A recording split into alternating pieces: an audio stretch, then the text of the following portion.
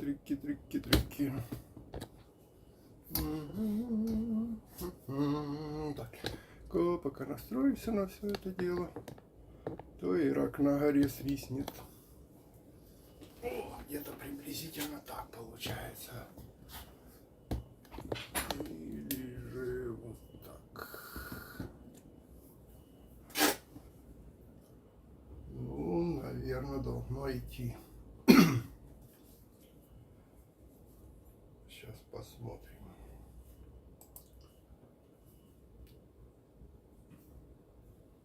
Первый, как всегда, не пошел. Второй.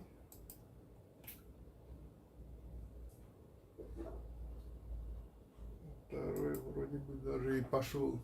Народ, привет. Так, сейчас мы, как всегда, может свет еще включить сверху, а то что-то тучно стало. Так, свет, наверное, надо. А что-то у нас тучно, пока вы соберетесь. О, кстати, напишите, кто откуда смотрит, пока вы соберетесь, и я поднастроюсь 2 секунды. И всегда эфиры, знаете, как начинается, мы же не профессиональная студия, у нас же тут нету куча народу, сотрудников, которые бегают, все включают, переключают. У нас тут как пойдет, как этот самый. Так и мы. Сейчас быстренько посмотрим, как тут чего, и все пойдет. Так, это включим, заодно вы подзаберетесь. Я первый раз включил, оно не пошло. Что-то начало показывать какую-то другую сторону все. И вообще что-то на экране все пропало. Теперь вроде пошло. Там, кстати, заряжается, аккумулятор заряжается.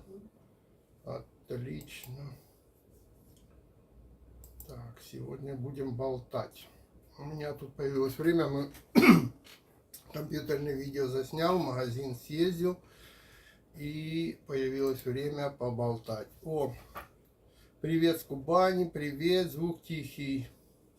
Звук тихий. Так, что можно сделать со звуком, чтобы он был не такой тихий? Можно добавить микрофон ему. Или вы в Кордове, как можете характеризовать город? Краков. О, Краков смотрит, отлично. Вот кто-то уже написал, откуда он. Так, народ, а ну-ка скажите, звук тихий, не тихий? Если тихий, я сейчас быстро подключу какой-то микрофон, который даст, ну, как бы это самое, немножко больше звука. Так, Сергей Григорьевич, есть. Так, Саратов. О, смотрите, Краков, Саратов. Отлично, отлично. Чтобы хоть люди понимали. Звук окей. Ну все, тогда не будем ничего мудрить. Почему? Потому что если мне подключать микрофон, соответственно, получается, надо отключить зарядное устройство телефона. Если он сядет, соответственно, он может навернуться как бы медным тазом трансляции. А мы же не хотим, чтобы она навернулась медным тазом. Соответственно, пускай лучше так. Качество, я думаю, тоже более-менее. Звук окей. Слушайте. В общем, то давно уже. Завтра, может, тоже будет у меня 1 часик с машины потранслировать. Так что сегодня, если вдруг чего не договорю, то, может, завтра доскажем. Сегодня для затравки можно начать о чем-нибудь интересненьком поговорить. Тут недавно была новость в Аргентине. Ну, она, в принципе, в Аргентине появилась позже, чем сначала, как бы в русских газетах она прошла, я посмотрел, а потом уже прошла в Аргентине. Я пока ноги туда поставлю, и чтобы не хрипеть, водички хлебну. У нас жара сегодня первый день, более-менее притучило. А так, жарище такое было, не доведи Господь. Так вот, новость сначала была такая, сейчас я вам ее зачитаю. Я ее так посмотрел, ее так сильно подхватили на телевидении, особенно на русском. Там говорили, что ну все, Аргентина дает бой доллару, Аргентина с Бразилией вводит новую валюту, доллар выкинут из оборота и все в таком духе. И начали нести. Ну, я понимаю прекрасно, что... Ой, кстати, надо сзади за собой выключить монитор. Тут я потом покажу этот самый. Понимаю, что им интересно рассказывать, как тут все от доллара прямо все, капец, блин, избавляется, это так круто, блин, Аргентина, типа, и обсуждает введение единой валюты, СУР будет называться, то есть, ну да, СУР будет называться эта монета, общее, которое будет применяться, чтобы избавиться от доллара. Хочу немножко пояснить, если кто эту лапшу на уши слушал, вот, то хочу немножко пояснить. Ничего такого даже и не рассматривается. Даже и не рассматривается, так что не ведитесь на эту утку. Я уже много раз рассказывал, что у нас в Аргентине у правительства вечно долларов не хватает. То есть они позанимают, а потом не знают, как брать. Потому инфляция идет такая, что доллар летит вверх каждый день так, что уже ну просто они не знают, что с ним сделать. Соответственно, в связи с тем, что они знают, что с ним сделать, выдумали эту байку. Эту байку почему? Потому что, во-первых, эта байка интересна. Как правило, эта байка вообще существует для чего? Не потому, что Аргентина или Бразилия будут вводить какую-то свою валюту, а потому, что у нас год предвыборный, то есть не предвыборный, а выборный год. В этом году будут переизбирать президента. Так как это правительство довело за 4 года, которое оно правило страну до руин в плане экономики, сначала был ковид, то есть было вот это ограничение из-за этого ковида. И нам целый год, мы же сидели тут чуть ли не 1,5 года закрытые, там особо нельзя было ни ездить, ни ходить, ничего. И вот целый год нам сначала тыкал президент в телевизоре в плакаты и показывал там всякие графики, и говорит, вот мы лучше всех проходим этот ковид, так что нам по барабану, мы угробим немножко экономику, но зато мы спасем жизни. И это был такой лозунг, который он тыкал каждую неделю, когда выступал по телевидению, тыкал в эти графики, рассказывал, как мы круто проходим этот ковид. Мы ломаем экономику мы восстановим, главное жизни. Ну, знаете, как всегда, вот это вот лапша на уши, что типа, блин, жизнь превыше всего там, а экономику мы восстановим. В общем, да, ковид прошел, ничего такого супер-пупера за это 2 года не случилось, но экономику угробили. И угробили капитально. Многие закрылись фирмы, многие обанкротились, многие ушли со страны и все в таком духе. Даже те, которые верили, вот именно голосовали за это правительство, за 5-е, за 10-е, они тоже погробились и позакрывались. Те, кто думал, что теперь у них будет Эладера Жено, как у нас назывались предвыборная кампания, Эладера это холодильник, Жено это полный, типа, и выберите нас, у вас будут полные холодильники. Теперь, оказывается, пустые холодильники и пустые карманы, блин, с деньгами. Соответственно, эту байку надо хоть какую-то победу показать. То есть выборы в этом году, уже в августе месяце, предварительные выборы президента. Окончательные выборы президента будут где-то в ноябре. Вот, соответственно, к этому надо хоть что-то показать, что что-то делается. Вот это новая булька про создание какой-то новой монеты. Это пройдет предвыборная кампания, забудутся все о ее существовании, это вам гарантирую. Это раз. Второе. Там даже не идет речь о создании какой-либо монеты между Аргентиной и Бразилией. Там речь шла совсем о другом. Речь шла о том, чтобы создать совместную комиссию, которая будет изучать, перспективно или нет, создавать совместную монету. Но на русском телевидении сразу понесли о том, что это все, уже создается монета, доллар выкидывается и все остальное. Нет, это намерение о создании комиссии, которая будет только изучать, надо ли это или нет. Как раз и выборы подопрут. Соответственно, можете поверить, что ничего такого не будет совершенно. Это все чистая воды байка, развод для телевизора и для дурачков, которым надо хоть какую-то победу показать, что они хоть что-то сделали в экономике, то есть типа намерение создать какую-то монету. Плюс, опять же, я чуть-чуть зачитаю на эту тему, вот даже наши политические газеты. Сейчас я тут чуток переведу, чтобы у нас прямо такую... Вот, министр экономики Аргентины Серхио Масса выразил обеспокоенность по поводу деликатной торговли между двумя наиболее важными странами региона. Во время первого абзаца пресс-конференции, которую он провел со своим коллегой Фернандо Хаданом в Касе-Росаде, мы должны пойти по пути восстановления двухсторонней торговли, которая в какой-то момент была очень сильна по сравнению с размером ВВП. А теперь, типа, блин, она уже не сильная, эта торговля. Потому, да что же она мне все время тут обновляет это все дело и обновляет. Так, значит, В последние 10 лет она потеряла почти 40% двухсторонней торговли. То есть за последние 10 лет 40% упала торговля между Бразилией и Аргентиной. Потому что не хватает валюты для расчета. Единая валюта между Бразилией и Аргентиной и разногласия между правительствами. Вот. И написано, что когда это все посмотрели, в то время Аргентина яростно продвигает единую валюту не одну, как указывал Масса, а чтобы исправить искажение, способствовать торговле внутри Меркосур. А вот бразильцы, они совершенно не хотят. Они сказали, что мы от реаля не откажемся. Сказал Центральный банк Бразилия. Вот смотрите, Бразилия не планирует отказываться от реала в своей экономике. Вот. Хадад, правая рука Лулы, бывший губернатор Сан-Паулу, вот, заявил, что прежде всего, что в ближайшее время никто не собирается даже и думать об отказе от какой-то национальной валюты своей и типа переходить на какую-то совместную с Аргентиной. Вот. Это они назвали, что не вариант покончить со своей валютой и переходить на единую. Так что не буду, конечно, всю эту вот сидеть и перечитывать там.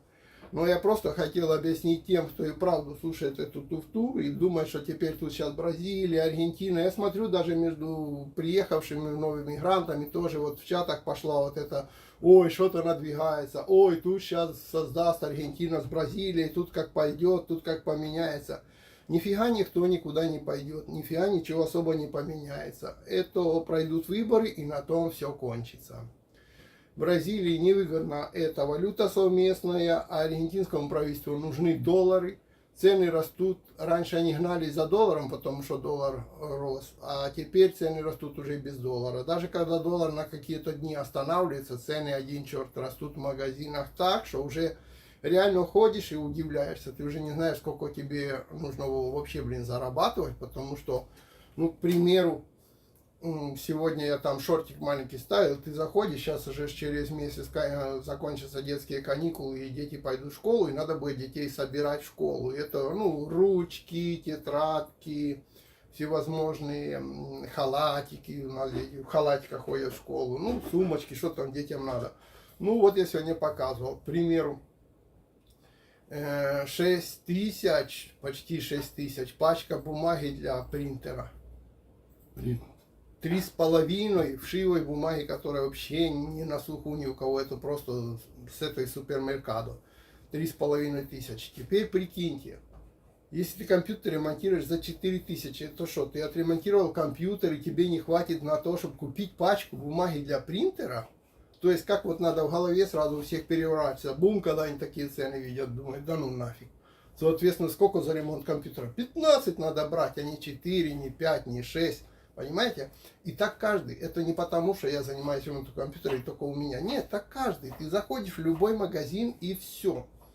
Уже, если раньше там грузил овощном это считался самое дешевое, что существует в районе, там, в овощной магазин пойти. Теперь ты заходишь, и если захочешь взять персик, ты еще подумаешь, взять килограмм или взять одну штуку. Знаете, сколько сейчас персик стоит в Аргентине? Вчера как раз спрашивали, ходили вокруг парка, как говорят, круги наворачивали, а потом зашли в овощной персик посмотреть. 1000 за килограмм. 1000 за килограмм персиков долбаных. Это вообще. Сегодня зашли в этот самый,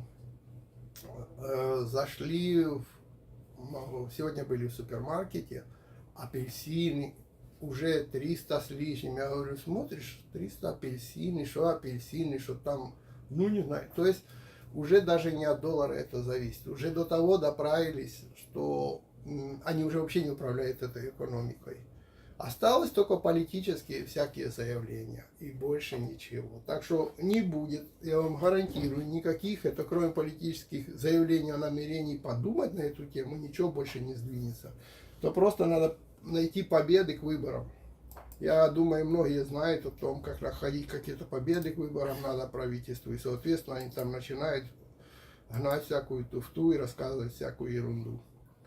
Теперь, вот я тут переключился, чтобы вам еще рассказать, какие планы предлагает Fiat для покупки автомобиля Kronos и сколько стоит его обслуживание. Это дешевый такой Kronos, скажем так, машинка фиатская, которая, говорят, что она здесь самый продаваемый автомобиль на рынке. И для его приобретения есть даже планы там сбережения.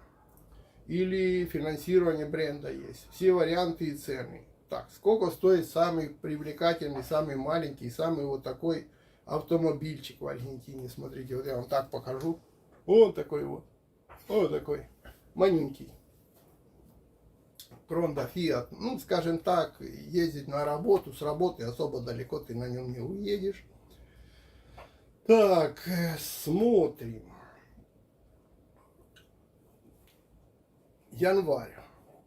Начался с целью продолжать ликвидировать на рынке пятую версию, которая имеет следующие цены. То есть это цены за январские.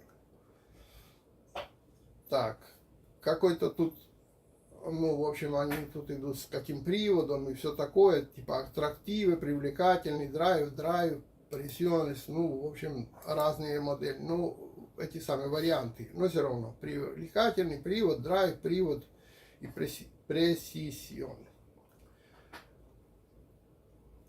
Так, а теперь мы посмотрим, сколько стоит. 3 миллиона 874 тысячи 400 песо. Это самый дешевый считается такой машинка у нас. Прикидайте, как крутенько. Там это с мотором 1.3. Другой вариант, там той же самой. 4 миллиона 235 тысяч 700. 4 миллиона 396 тысяч 600. 4 миллиона 620. И 5 миллионов стоит последняя версия. Как вам такие оценки? Вот. Можно выбрать, конечно, и в квоты его купить. Но надо заплатить 33 тысячи типа первый взнос, а дальше гнать там квоты тоже вот по кучам. И даже что-то, наверное, перевело неправильно. Я не думаю, что там 33 тысячи первый взнос. Сейчас, одну секунду, я подскажу, сколько тут первый взнос. Потому что это тут мне перевело. Такс. Квота 1 33 тысячи, квота 2 и по 11 36, квота 12 39 тысяч, квота с 13 по 24 по 44 тысячи надо платить. Потом с 25 по 84 надо по 45 тысяч платить. Али квота какая-то 35 тысяч. Гастос административос, то есть административные расходы 4 с лишним тысячи. Seguro de vida 3000, derecho, чтобы только записаться туда 6000, тоталь 4 миллиона 235 тысяч. И можно растянуть план типа там чуть не в 30 квот. Вот, чтобы купить такую машинку. А теперь написано, сколько стоит mantener un auto Fiat por mes.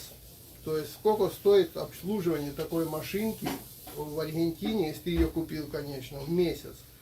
И приблизительно приводят расценку. 63 тысячи песо в месяц нужно, чтобы содержать такую машинку. Между этим всем входит, как говорят, этот самый, еще отдельно патенты, то есть налог на дорогу, сегуро, то есть страховка сюда входит. Сюда. Ты еще скажи, какой сегодня курс доллара? Тут ты говоришь 50 тысяч и миллионы. Точно. Сколько? Ребятки, сейчас я вам скажу, а то да, точно. Кто-то может там даже конспектирует и не знает, какой. Света правильно подсказала. Пишем, какой сегодня курс доллара в Аргентине. Долларовой. Я сразу предупреждаю, в Аргентине существует чертовая гора долларов, столько, что даже, не знаю, наверное, если ты не экономист, то ты толком и не знаешь, сколько этих долларов сегодня в Аргентине. Так. Долларовый. Сейчас открою страничку, прочитаю вам на сегодня. Так, доллар либре, скажем так, чтобы купить его, так сказать, свободненько сегодня, который ты пойдешь на руках купишь, в банках ты не купишь. 373 да. 373 песо ты должен, если ты будешь продавать, ты получишь 373. Если ты будешь покупать доллар, ты должен заплатить 377 песо в доллару за 1 доллар. Вот. Но у нас, это, я же говорю, у нас еще существуют разные доллары там. А, кстати, сколько доллар этот самый, другие. Доллар официальный, который вам рассказывает правительство, или вы можете прочитать в газетах. В Аргентине сегодня 186, 195. Раньше, когда мы сюда приехали, доллар был 1 к 1, и в банке за обмен доллара брали 2 копейки от доллара. То есть 1 песо меняешь на это, тебе дают там, или ты 90, ну, типа 1,2 копейки платишь, или там 98 копеек, или 1 доллар. То есть 2 копейки была разница между в банке. Когда заходишь в банк, обменять было доллар. Теперь разница в банке, который вы все равно не пойдете и не поменяете, но это так, чтобы знать. 186 и 195. Вот это разница на обмене, это официальный доллар. Доллар больше. Доллар больше это доллар акций. Если ты покупаешь и продаешь акции, туда не так просто залезть, но если ты залез и покупаешь и продаешь через какую-то брокерскую компанию, многие аргентинцы делают так, что покупают акции за те, которые можно продать в долларах, аргентинские акции покупают за песо, тут же их на второй день перепродают за доллары, эти доллары возвращают на счет, это считается официальный оборот, ну в смысле не запрещенный правительством, и получают. Так если кто хочет там потыкаться, там доллар 355, 71 и 355, 97. Там действительно в копейках обмен отличается между компра-вента, но это на бирже, это в брокерской конторе. Contado con liquid 366, доллар крипто 350, у нас уже доллар крипто появился, смотрите, 356, 364, доллар солидарио 320, у нас солидарный доллар есть. У нас этих долларов, если их начать искать, наверное, штук 11 найдете разных. Так что, ну, тот, который реально вы можете взять сегодня и пойти и купить, то он продается по 377. Это тот, который вы зайдете в обменный пункт, даете песо и вам дадут на руки доллар. Теперь у нас еще было такое, сейчас расскажу. У нас еще была вот такая машинка, которой тут все правительство просто гордилась супер-пупер. Ну такая, смотрите, я вам покажу такую машинку маленькую. Вот видите, такая вот. Это аргентинского производства машинка. Называется, по-моему, Тито. Это, да, Тито. Это электромобильчик такой, который тут сделали. Все гордились, что у нас наконец-то сделали наш электромобиль, и он тут побьет все рекорды. Так вот, мы как-то не обращали на него внимания, хотя тут везде в газетах пишут, что это, ну, бьет рекорды продаж и все такое, этот электромобильчик Тито. Ты его на улице видел? Нет, но я его, кроме как в фотках, нигде не видел. Но я вам расскажу даже очень случай, который с нами лично произошел, и потому я теперь, ну, все, что пишут в газетах, не очень верю. У нас когда-то, сейчас пока тут подзарядится ноги, был такой случай, правда, много лет назад. Тут выпустили фильм аргентинцы, который назывался «Un argentino en Nueva York». Типа «Один аргентинец в Нью-Йорке». Франчелло там играл, артист, главную роль, такую все. И вот тут все газеты просто выносили мозги телевидения о том, что этот фильм побил все рекорды просмотров. Что билеты, чтобы на этот фильм взять, надо за месяц заказывать. Что в кинотеатрах просто стоят месяцами, ждут очереди, такие толпы, что просто не зайти. И вот это по телевидению гнали каждый день. Вот когда надо раскрутку какой-то фигни сделать, все время гонят вот такую вот штуку.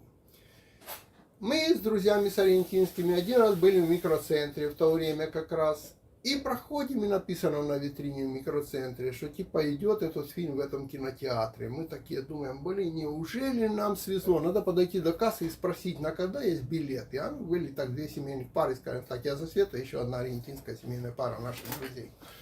И мы подходим такие, билеты есть, они есть. Скажем, фильм уже скоро начинается. И мы такие думаем, блин, неужели мы попадем на такое чудо, как «Un argentino en Nueva York».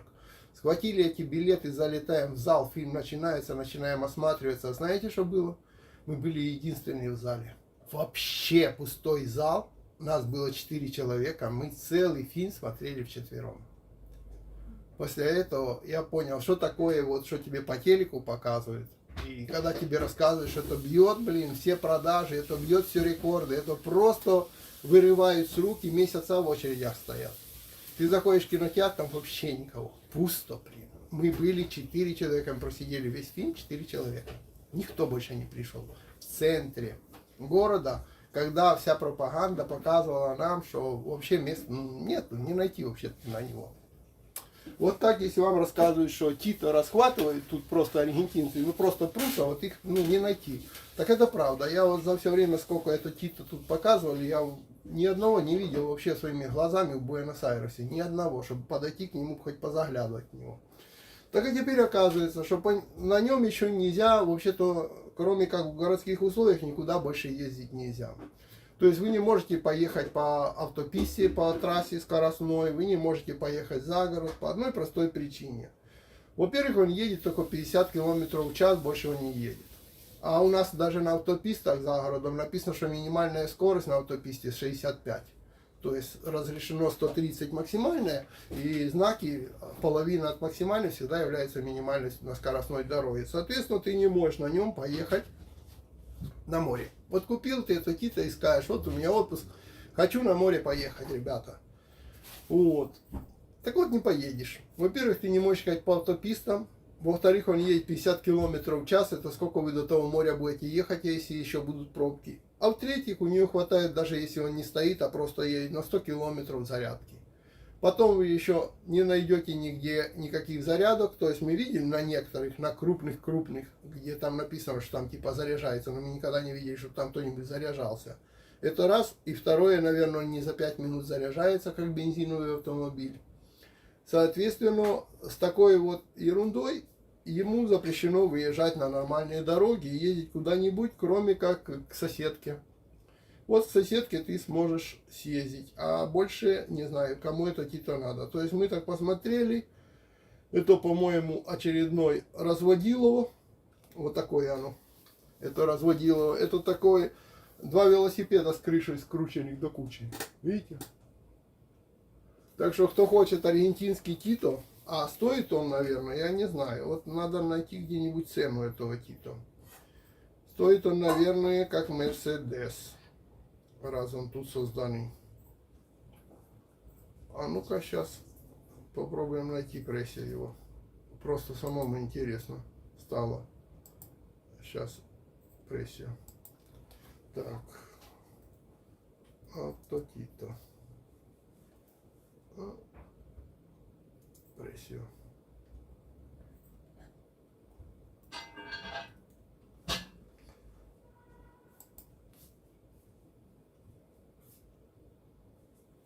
Так, все только рассказывают, что иди туда, там можешь котизар, там можешь котизар. То есть, типа, оцени свою машинку, но никто пока не пишет прямо конкретно. Вот. Так. Тито Салио Лавента. Ага, все, есть какой-то, который что-то пишет на эту тему. Правда, это было 10 августа 22 года, эта цена. Я думаю, сейчас надо поискать какую-то. И сколько же он стоил тогда? Что ж вы?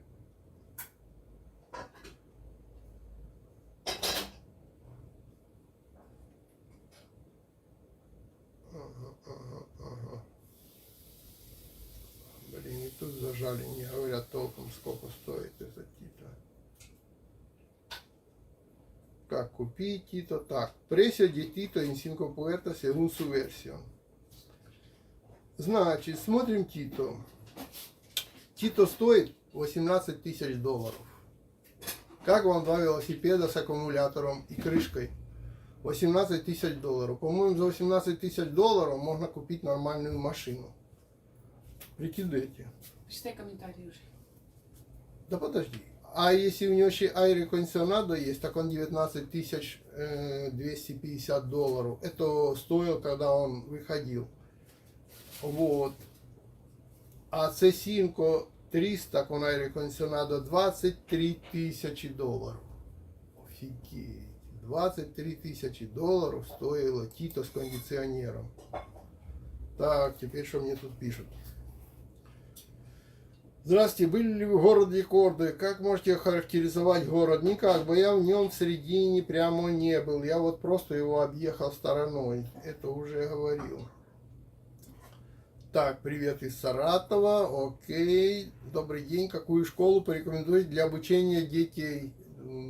Если вы хотите, чтобы они были умными, то бесплатную государственную школу. Если хотите, чтобы были, как говорят, сидели и в потолок плевали, ну платную возьмите. Будете платить деньги, оттуда все равно не выгонят. Перетянут. Ну что, деньги если платят, учатся. Это как и университет. Знаете, что большее образование дают в бесплатном университете Буэнос-Айреса, чем в платных университетах. Платный университет из вас деньги стригут. Так что я рекомендую в обычную бесплатную школу, ближайшую, которая у вас есть. А я не согласна. А Света вот не согласна, она не хочет такую школу. А что ты не хочешь такую школу? А как? Ты ходил хоть в одну здесь школу? А ты ходила хоть в одну здесь школу? Ну, ты ходила хоть в одну здесь Отправляйте детей туда, куда... школу? Куда? Ну, куда Ответила А, говори Б. Я говорю, что платная школа это тоже очень хорошо. Да. Значит, вот это тоже хорошо. Но это тоже, а не только это хорошо. Наш Ник ходил в бесплатные школы. Вот. И уже будет заканчивать университет. И тоже бесплатный. И ничего, знаете, не значит, что если ты пошел в бесплатную школу и будешь учиться, то ты не попадешь в университет или Максим что-то тоже такое. ходил в бесплатную школу. Да, Максим тоже ходил в бесплатную школу. Это дело такое. То есть ничего тут советовать особо нельзя. Можно ходить спокойно в бесплатную государственную школу, и если ребенок хочет учиться, он там выучится и сможет пойти в университет. Это я и хотел сказать. О, в Татарстане только недели две был карантин, и то не строгий. А у нас был строгий, чтобы можно было только те, у кого есть собака, хоть бери да арендуй, ну, выйти погулять, в смысле, с ней. Или когда ты идешь с какой-то сумочкой в магазин, и то там не парочкой, был такой период. Мы вышли вокруг парка походить один раз со Светой, просто вокруг нашего парка. Больше вокруг парка вообще никто не ходил, представляете. И полицейский подошел, говорит, вы уже третий круг наматываете, смените маршрут, типа, я понимаю, что вы хотите походить, но смените маршрут, а то скажут, что я, типа, не слежу за порядком, тут же камеры везде, и, типа, вы тут ходите, гуляете, как бы получаете. Придется, берешь сумочку и идешь там куда-то далеко в магазин, заодно пройдешься. Не, у нас был карантин. Не давали работать, все было так, что поломали всю экономику. Так, Наталья, доброго времени суток, привет. Леня, привет из Брянска. Светлане тоже привет передавай. Света, я тебе привет передал. Из Брянска прямо. Здравствуйте. В общем, хотят просто прийти к власти, а зачем никто не знает. Да не, они-то как раз знают, зачем они хотят прийти к власти. Но дело в том, что мы уже не хотим, чтобы они все время приходили. Слава Богу, тут хоть изредка меняется. Будем надеяться, что в этот раз тоже что-то поменяется.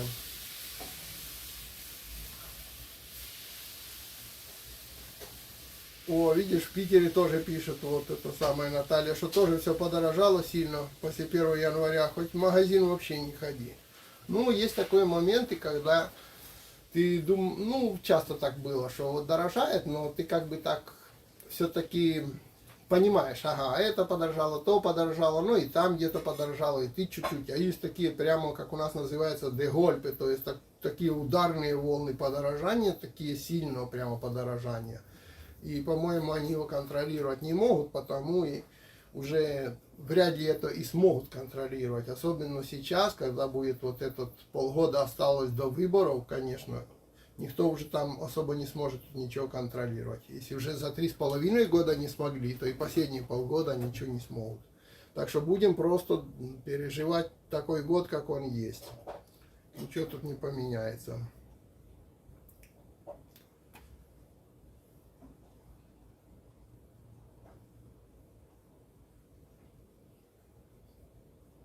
Персики 590 песо. Беру 3 персика. Персики 590, Роман пишет. Ну, может, у вас и 590. У нас персики, я сегодня специально посмотрел, в супермаркете были по 700. В супермаркете, в Carrefour мы ездили, в большущий, Висенте Лопес. А в нашем магазине 1000, мы вчера заходили. Вот потому я говорю, что это уже действительно ощутимо, что значит прийти и купить один персик. Скоро, наверное, будем пол морковки просить. Так, со мной согласен Савчук Сергей, дурдом стопроцентный. Приезжай в Ташкент. Спасибо, спасибо. Наталью, правда, приглашает, не меня. Ну, все равно, пускай Наталья съездит в Ташкент. Я в Ташкенте уже был когда-то. Давно, но был. Так что хороший, кстати, город, интересный. Для Тита надо купить гигантский повербанк, положить на крышку и кататься. Ну да, или солнечную батарею здоровую китайскую на крышу положить, да и кататься. Это правда, у нас тут столько солнца, что на солнечной батарее может поедет. Может, конечно, не быстро.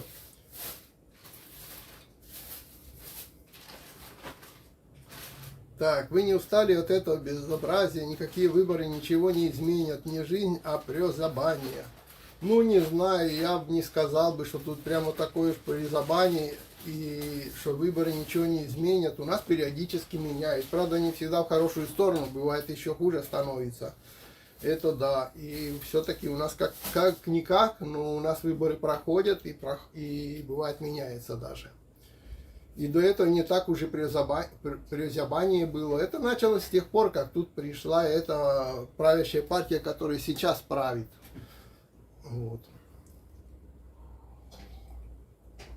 До этого аргентинцы свободно катались и в Штаты, свободно катались себе и в Бразилии, и во все остальное. Не такое уж прямо тут, блин, загнивание, как некоторые говорят. Если тут такое загнивание, что сюда прут, блин, как не в себя. Вот.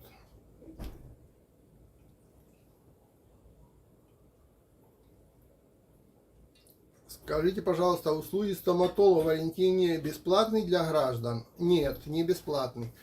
У нас услуги стоматолога, ну как сказать, если у вас там зуб вообще, ну, в общем так, по скорой помощи, потому что необходимо угрожает вашему здоровью, тогда да, бесплатно. То есть, если у вас разнесло щеку, вы не можете там то все, и вам надо его вырвать, вам его выдрут бесплатно. Если вы хотите вставить зубы там, чтобы это для вашей красоты, и сделать какие-то коронки там, еще что-нибудь, то это, конечно, надо за это все платить. Бесплатно надо еще найти, постараться. Это делают факультеты медицины, люди, которые учатся на зубных техников или в бесплатных госпиталях, но там тоже очередя, и там не так Да. все просто. Уж лучше заплатить. Ну, мы даже Зубная. если имеем страховку, мы все равно по страховке не ходим к зубному. Ну, кроме определенных таких случаев, один раз, помнишь, ходили по Все равно ты страховке. платишь каждый раз, когда Да, но заходишь к врачу. медицинскую страховку ты все равно Ты платишь. идешь и сейчас к всё врачу даже такое. по страховке 2000 отдай. Да, у нас сейчас Что, бесплатно ничего страховка. Вот что значит медицинская страховка? Типа кто работает, платит медицинскую страховку в обязательном порядке, то нельзя, чтобы не платил. А вот услуги ты можешь еще и не получить. Во-первых, и такие варианты бывают. То есть ты можешь платить год и не получать эту услуги медицинской страховки. Во-вторых, даже если ты получаешь услуги, то еще Это отдельно было за на трибуне. прием, да, для моноатрибута, отдельно за прием ты еще платишь. Вот у меня сейчас надо сходить к врачу, к примеру, просто там на провериться, ухо, там еще что-то посмотреть. Ну вот каждый такой прием, визит к врачу, отдельно от того, что ты помесячно платишь медицинскую страховку, сейчас в данный момент выходит где-то 1200. Это если терапевт. А если специалист, то, Довольно уже, так. то уже 2090 оплатил. О, видите, к определенным смотря специалистам какой. уже и по 2000 на прием записываться. Ну я вот платил там 1200 Что бесплатно позавчера. То есть найти можно, но лучше М. заплатить. Так что если, конечно, то у нас, скажем так, есть медицина платная, есть бесплатная. То есть бесплатная даже довольно и хорошая. Но там надо выстоять очередя, надо попасть на прием, надо живая очередь. То есть там не то, что ты позвонил, приехал в определенное время, тебя приняли. Там, знаете, в бесплатную медицину тоже очень много народа. Там могут быть более обшарпанные стены и все остальное. Но сам качество медицины хорошее. Вот. А есть еще, ну, платные, которые вот по страховках, по тому, по всему. А лучше всего все равно, вот, если, ну, вот, к примеру, к зубному мы ходим к нашему много лет всей семьей отдельно от всяких медицин. Она Ну, официально имплант тоже... она не делает, зубы, если сложно рвать, тоже не рвет. Мы Николясу по страховке рвали, то есть не все она делает. Нет, не все, конечно, каждый человек не Да. все. Хирургии какую-то не делает, там, к примеру. Но скажет, куда пойти и Ну. что надо сделать. Пломбы к ней только ходит. Да. Так что нет. Если у вас что-то случилось такое, что угрожает вашей жизни, то да, вырвут бесплатно, сделают операцию бесплатно, все в таком духе. Но такое более продвинутое или более углубленное лучше пойти в платную, конечно. Брекет это все платно, Мгм. там протезис тоже платный, бесплатно никто вам ничего не сделает.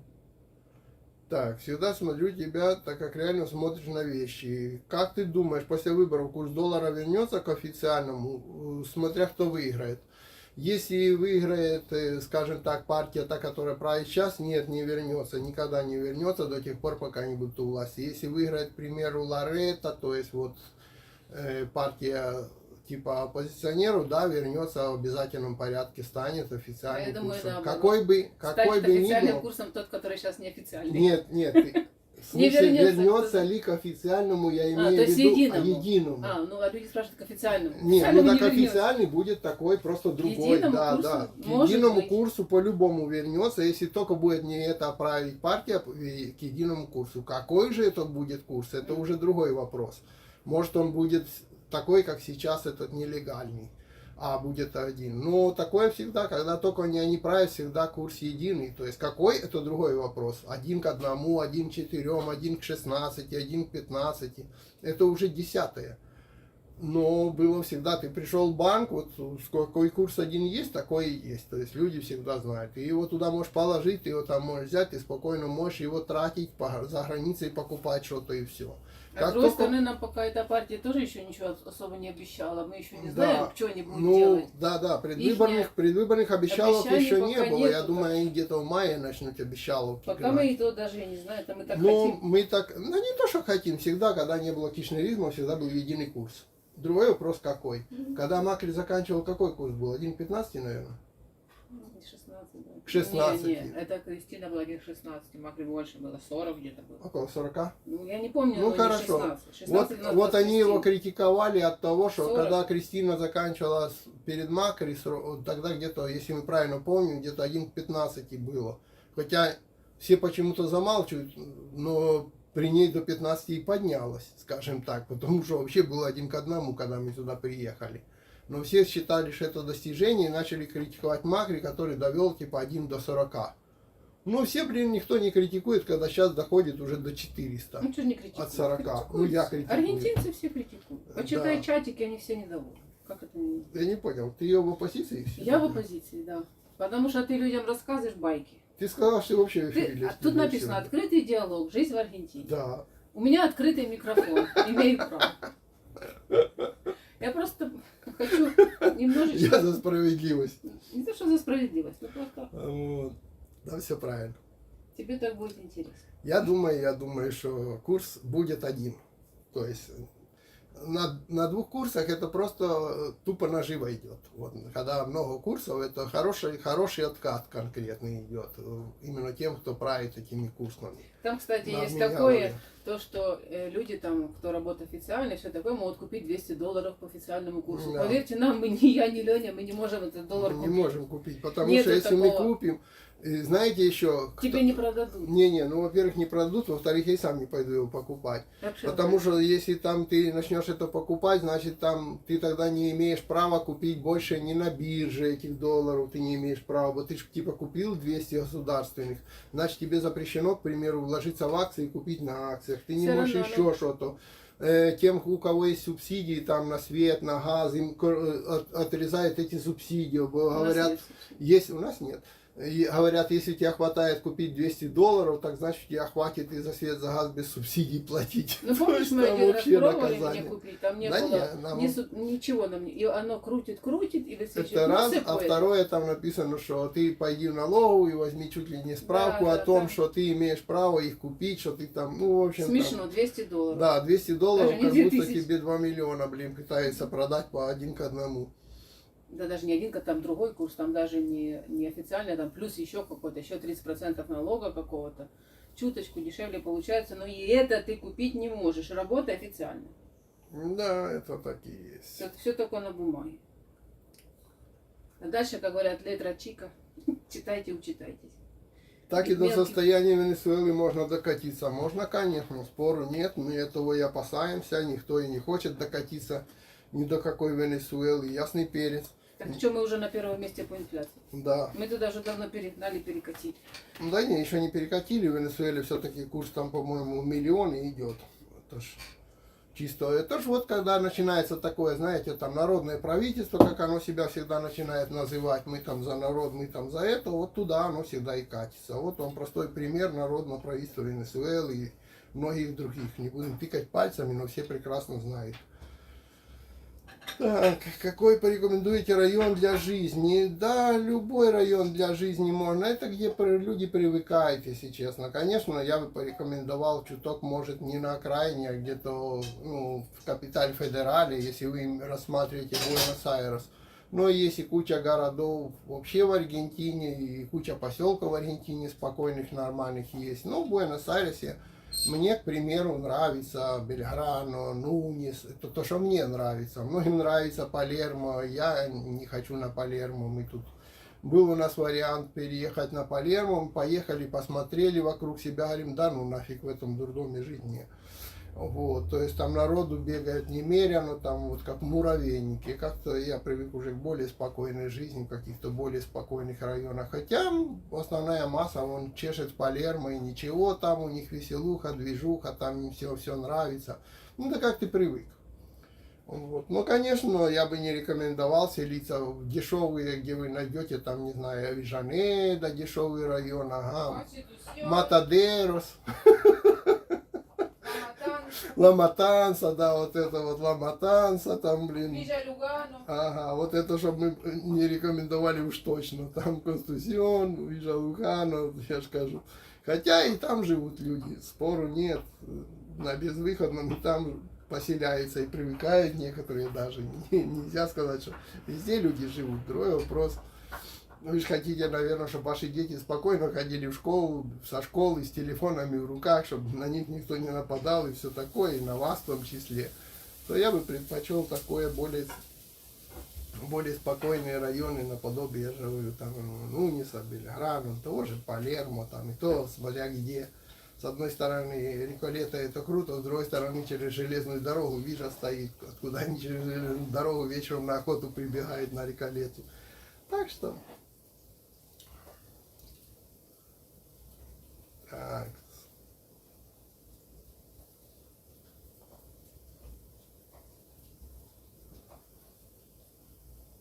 Вы серьезно хотите там жить? А, это не это, блин, про это.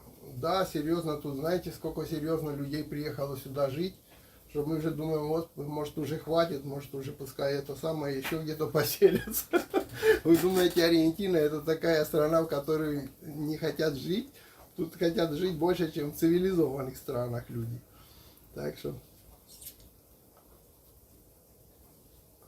О, Наталья говорит, что-то меня на стримах Леонида в комментариях всегда куда-то приглашает. Помню, как это в машине стрим проводили, так тоже чуть замуж не выдали, блин.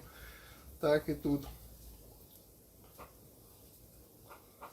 Леонид, добрый день. Смотрели ваши видео про содержание автомобиля. А как, если где, узнать условия поподробнее? Если какая-то тарифная сетка по страховке, патенту, от чего зависит, ой, не знаю даже. Ну, я думаю, что на сайтах, конечно, можно на многих где страхуют машины, можно посмотреть их тарифы и все остальное. Ну, к примеру, какая у нас страховка? Сейчас попробую зайти в сайт и посмотреть, есть там что-нибудь такое или нет. Так. Зависит провинция или капиталь. Да, тоже. Возраст машины. Где, в какой провинции, Слушай, в каком какая у нас штате. страховка? Я, блин, вечно У нас страховка забываю. Мафри. Мафри, точно.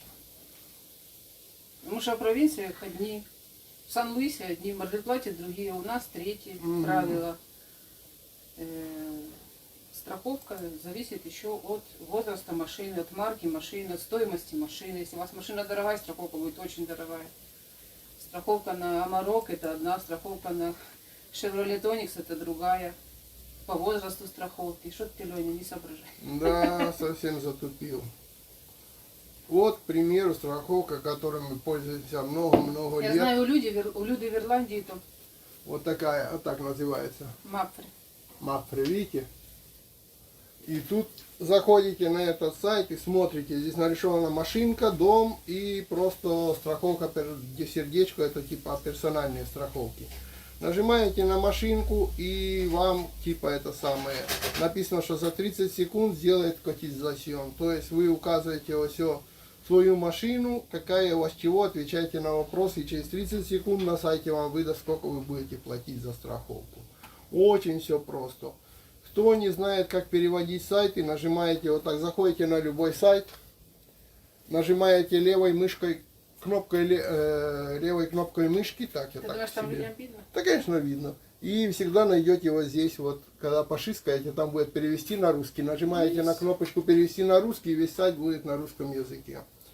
Если у вас Есть, русский по-моему, там Windows. автомобиль клуба Аргентина страховки. Да, Эти, там куча самый всяких такой. Да, страховок. полно. Но Просто я зависит- сказал, что на каждом сайте можно котизацион сделать онлайн.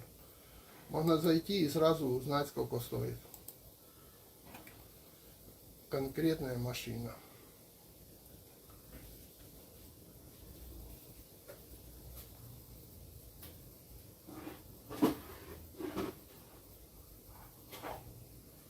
О, уже Наталью торгуют, уже в Израиль приезжайте. Наталья, ты им всем отвечай, пускай билеты покупают сначала, а потом присылает приглашение. Купил билет туда-обратно, тогда да, и там пожить. А так вот просто приезжайте за свои бабки к нам в Израиль, приезжайте к нам в Ташкент за свои бабки, это да. Кстати, расскажи про спонсорство. Про кого? Спонсорство. А, про спонсорство Света говорит, расскажи. Да, точно, я забыл, я вам сейчас расскажу. Во-первых, у нас, не у нас, у меня на каналах произошли кое-какие изменения. Это для тех, кто все равно меня смотрит, то я расскажу. У меня 3 канала, которые я веду. Это вот этот канал, Олень Тима. Потом один на рыбалку, на испанском языке, видео де Леон. Есть еще один канал, где я периодически что-то снимаю, называется Дакрос, это по компьютерным вещам.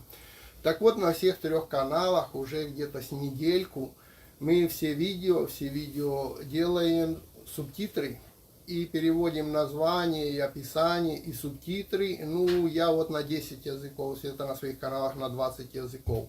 Я к чему это говорю? К тому, что на любой канал можно зайти и, ну, чтобы не, на всех каналах не снимать всякого одно и то же. Допустим, вот здесь больше про блоги и жизнь в Аргентине. Но, если вы увидите, чаще и чаще начинают писать на испанском языке комментарии. Почему? Потому что они включают субтитры испанские и могут посмотреть и тоже, ну, как бы хотят посмотреть, как мы отзываемся о них и все такое. Так что многие аргентинцы вот тут начинают писать из-за этого. Я к тому, что если кто хочет посмотреть рыбалку и думать, что он не поймет, он может зайти на тот канал и включить субтитры и тоже, в принципе, понять, о чем мы там разговариваем или что-то такое, или там в компьютерном. И также я повставлял, вчера сидел, повключал эти спонсорство везде. Так что кто хочет стать спонсором, жмет вот там под картинкой спонсор.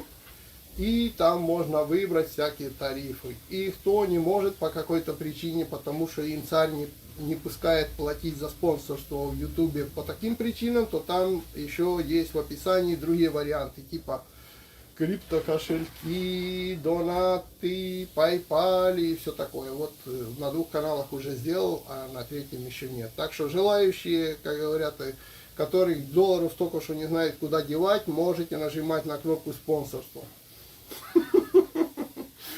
Даже планируем, что когда этих спонсоров соберется много, мы можем там вести закрытые вот такие трансляции чисто для спонсоров. Почему чисто для спонсоров? Чтобы, ну, не просто обо всем поболтать, а мало ли, может, кого-то более конкретно что-то интересует, и он хочет обсудить именно эту тему. Если знаем, то можем обсудить там. Потому что все пишут, поедь в Барилоче, покажи нам Барилоче. Другой кричит, поедь на край земли, покажи нам, что земля плоская. Блин, а на бензин?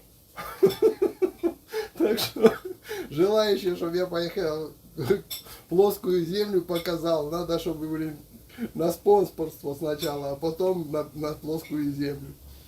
Вот, это я просто вчера как раз этим занимался. Света говорит, расскажи про свое спонсорство. Вот и рассказываю. Вот.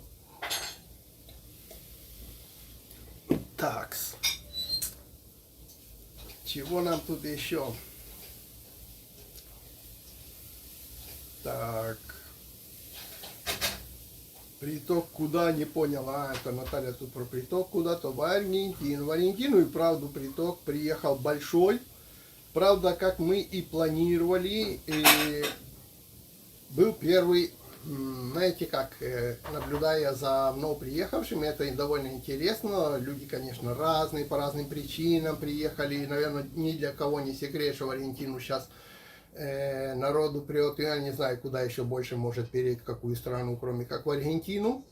Это по ясным причинам, из-за войны люди едут, это нормально, вопрос не в том. Просто наблюдая со стороны, есть интересные такие факты. Сначала все где-то месяца 3 назад, или сколько это когда началось, все были такой эйфории, все ходили, вау, красивый домик, вау, красивый парк, вау, надо поехать в Хухуй, о, надо поехать там на водопады, вау, поедем сюда, поедем туда. То есть сначала эйфория такая, как у любого туриста, который приехал и увидел что-то такое новенькое, знаете.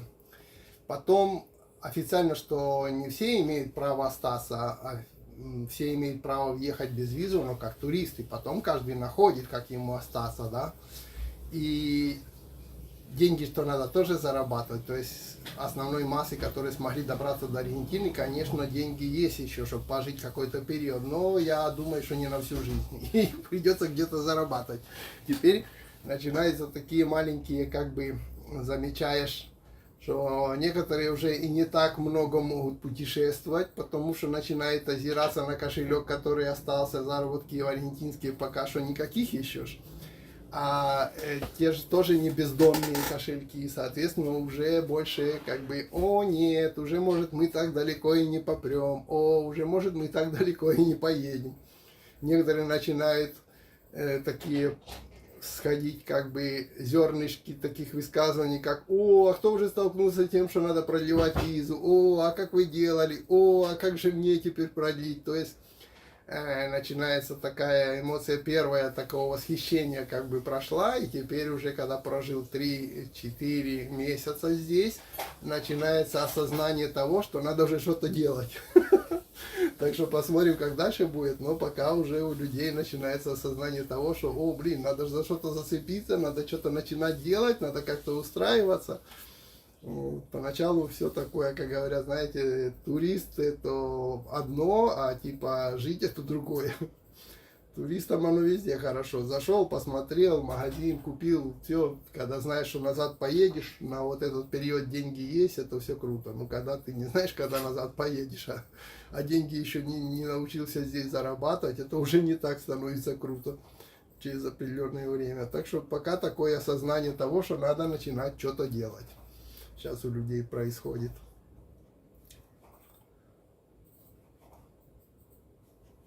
Так, это Латинская Америка, ничего не изменится. Ну, посмотрим, посмотрим. Пока что тут много чего менялось, много чего. По сравнению с тем, как мы сюда приехали, какой был город, какое вообще все было, это, конечно, небо и земля. Как сейчас выглядит город, как сейчас какие машины ездят и все остальное, то сильно изменилось. Это, конечно... Помню, мы приехали, какие были маленькие автобусы, дверки. Да, да, вот этими ручками дергали автобусы. Дымина такая была, Хабиль де Хорамента, что стояли, да, стояли с этими сами, с мерилами такими, замеряли уровень углекислого газа выделяемого. Вот, какая была, ну, безопасность, какая была в Буэнос-Айресе, и сейчас какая полиция была в Буэнос-Айресе в те времена, и сейчас какая. Да нет, не знаю. Может, для кого-то, кто здесь не живет, оно ничего и не меняется. Мы живем здесь больше 20, чем 25 лет, уже больше, чем четверть века. Очень сильно изменилась Аргентина, и город Буэнос-Айрес очень сильно поменялся. Так что, не знаю.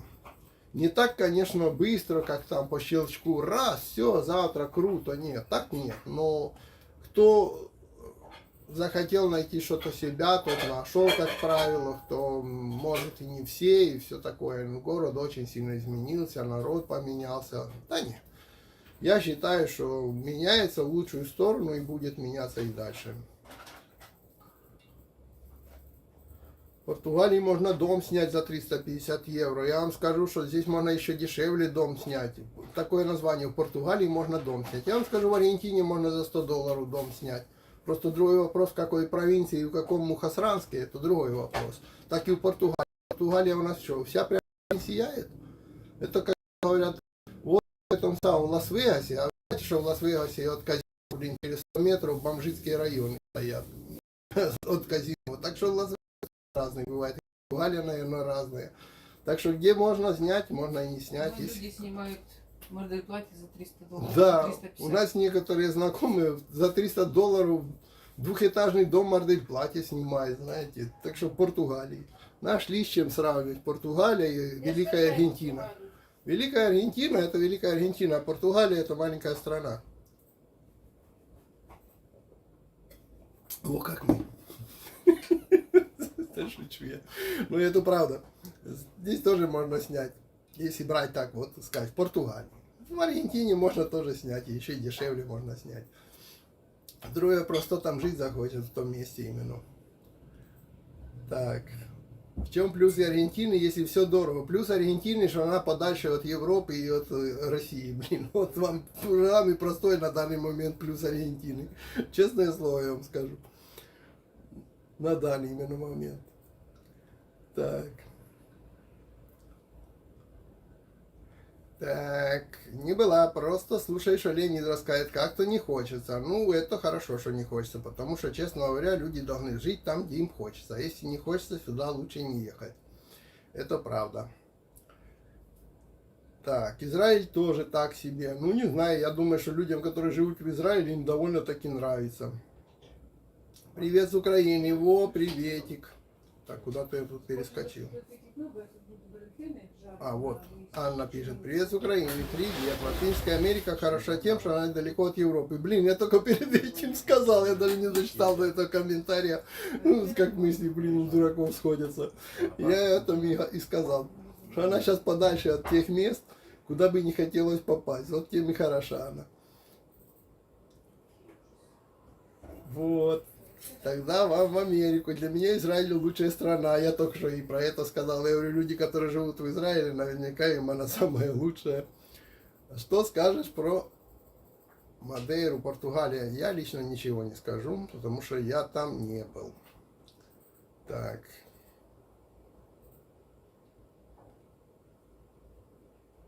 Я же хотел в Аргентину, но сейчас все расклоняюсь в Коста-Рику из-за доллара. Из-за доллара вам надо склоняться вообще в Америку. Там вообще доллар 1 к 1, прикидывайте. Коста-Рика дорогая страна. Ага, ну пускай съездят.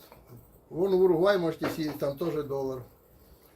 Вот. Послушай, вас приехал на 2 месяца в Бельграну. Очень хороший район. Фу, хоть кто-то, блин, прислушается, блин, старому волку. А то все такое, это Мы, кстати, считают, что каждый день они... встречаем кого-нибудь. на улице. Да, Раньше у нас никого. тут, мы теперь гуляем по нашему району, каждый день мы кого-то встречаем. Вон, вчера выходили в парк, встретили, позавчера выходил, сидели в нашей кафешке, 4 ребят, кофе попивали. Вот. Как люди в Аргентине инвестируют в рынок акций? Через банки или брокерские компании? И через банки, через брокерские компании. Можно и так, и так. Можете в банке, как говорят, нажать кнопочку, чтобы вам в акции вложили. Можете в брокерские компании вступить. Так же самое можете. Здравствуйте, как у вас со слышимостью в многоквартирных домах? Бывает ли музыка ночью? Можно ли угомонить нарушителей? Смотрите, как правило, слышимость у нас хорошая. Если соседка тяжело дышит, мы слышим.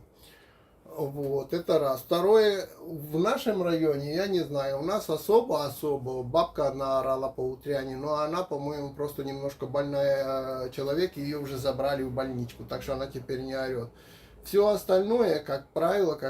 А если праздники, тогда да, тогда вот люди могут гулять долго и нудно, и никто их, как правило, не успокаивает, потому что это праздники. В будние дни люди, я не слышал, что так уж прямо сказать, что мы тут от шума прямо вот в будние дни. Ну что, я один раз с соседям ходила. Да. Третий день подряд была такая пьянка, не просто, они там кричали, они очень громко музыка. Но самое интересное, у нас открытое окно, потому что это была то ли весна, то ли осень, а окна открыты. И они так курили травку, Ну, что здесь это стоял сосед, дым столбом. да, это сосед своеобразный был, он работал в аэролиниях, то И- есть прилетал раз Ну, в я сколько-то говорю, дней И и я собирал спустилась, Леня молодежь. уже заснул, я спустилась на нижний этаж, постучала в двери, говорю, вы извините, конечно, но уже час ночи, и мне уже говорю, нечем дышать в моей квартире. Они быстро закрыли окна, выключили свою музыку.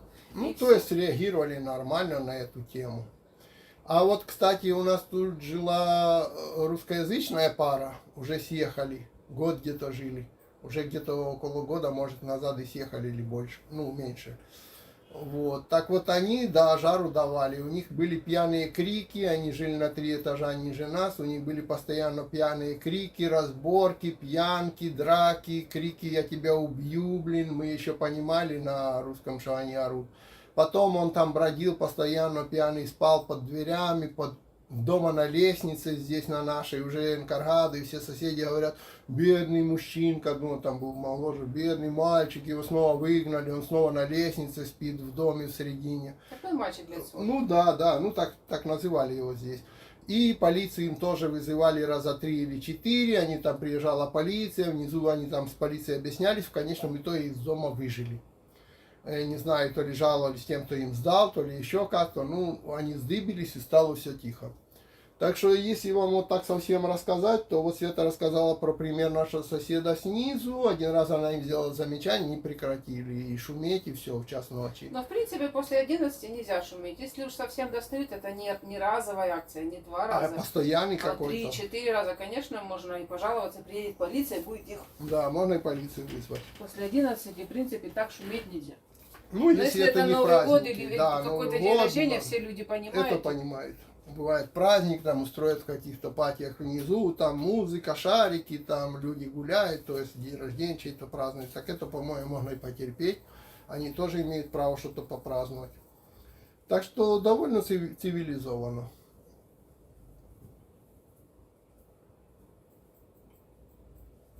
Так.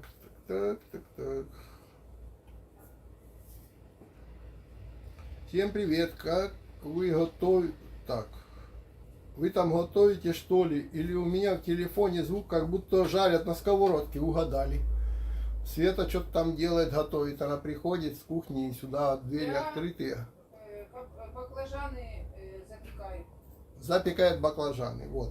Так что да, в телефоне Я- прямо звук с нашей кухни. О, сейчас вот слышите? Это звук такого именно. На чугунной сковородке жарю баклажаны. А не дешевле ездить на такси, нежели машину содержать? Не знаю. Это если вы ездите раз в месяц, конечно, вам дешевле. Да, не Если мы знаю. ездим через день, нам, конечно, не Да, мы дешевле. практически каждый день ездим, это раз, второе. У меня ж поездки на рыбалку, за город. Вот если все будет окей, может в следующем месяце снова в следующей неделе, если будет окей, может на море на несколько дней снова на океан свалю. Соответственно, на каком такси ты это все будешь за собой возить? Мы вот сегодня Так в что, супермаркет Да, ездили. сегодня ездили в супермаркет на Завтра к закупку. доктору едем. Ну, все время куда-то У нас ездим. каждый день, у нас машина, И это... город это не 15 минут, а 40, Да, 40 в минут по центр. городу ты едешь. Ты заплатишь 3000 на такси туда, 3000 назад. Если это раз в месяц ты путешествуешь, хорошо, но мы ездим почти каждый день.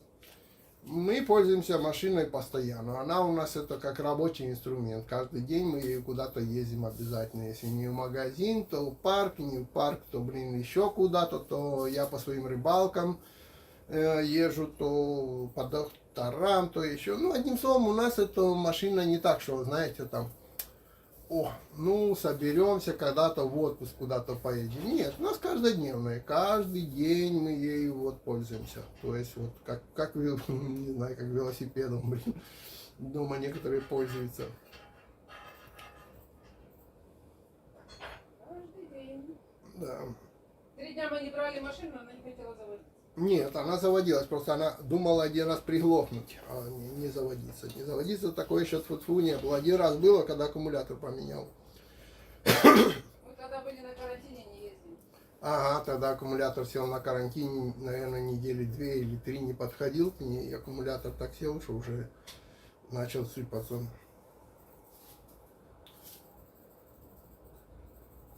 Вот, снова прослетело. Так. Можно на автобусе, метро. Ну, я раньше часто так ездил на автобусе, на метро. Это да, можно спокойно. Берешь карточку СУБе, заряжаешь ее и катаешься в метро, и все, автобус, это да. Во всяком случае, в городе точно, за городом, там уже другой вопрос. Если только по городу, то можно.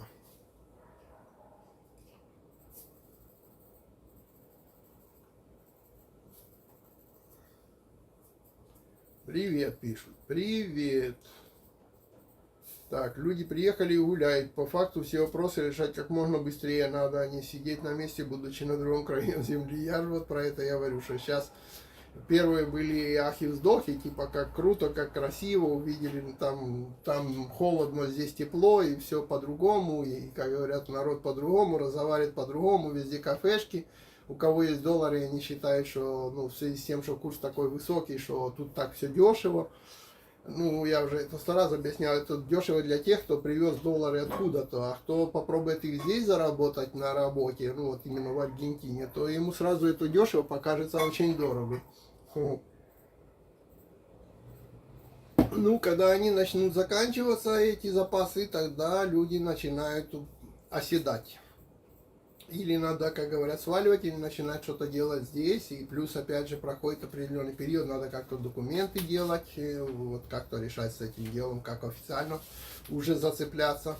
Потому что неофициально это все крутенько, но неофициально, ну, даже как некоторые говорят, ну, Аргентина никогда не выгоняет, типа, там, нелегалов. Ну, во-первых, это вранье, Аргентина периодически бывает выгоняет нелегалов. Просто когда их сильно уже начинают доставать какие-то партии нелегалов, они им начинают устраивать облавы и выселяют. Такое было и с перуанцами когда-то, и, и с боливианцами когда-то было, и с другими было.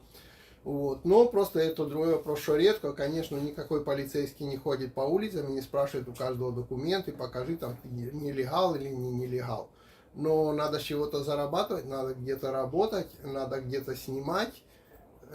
Ты не можешь снять нормально, если ты нелегал, ты не снимешь нормально там квартиру на долгий срок, а будешь снимать только с переплатами в 3 раза и все остальное, потому что, чтобы снять на долгий срок, нужны гарантии. Гарантию можно купить, да, можно, но надо показать тем, кто вам продаст гарантию, надо показать, что у вас есть доход.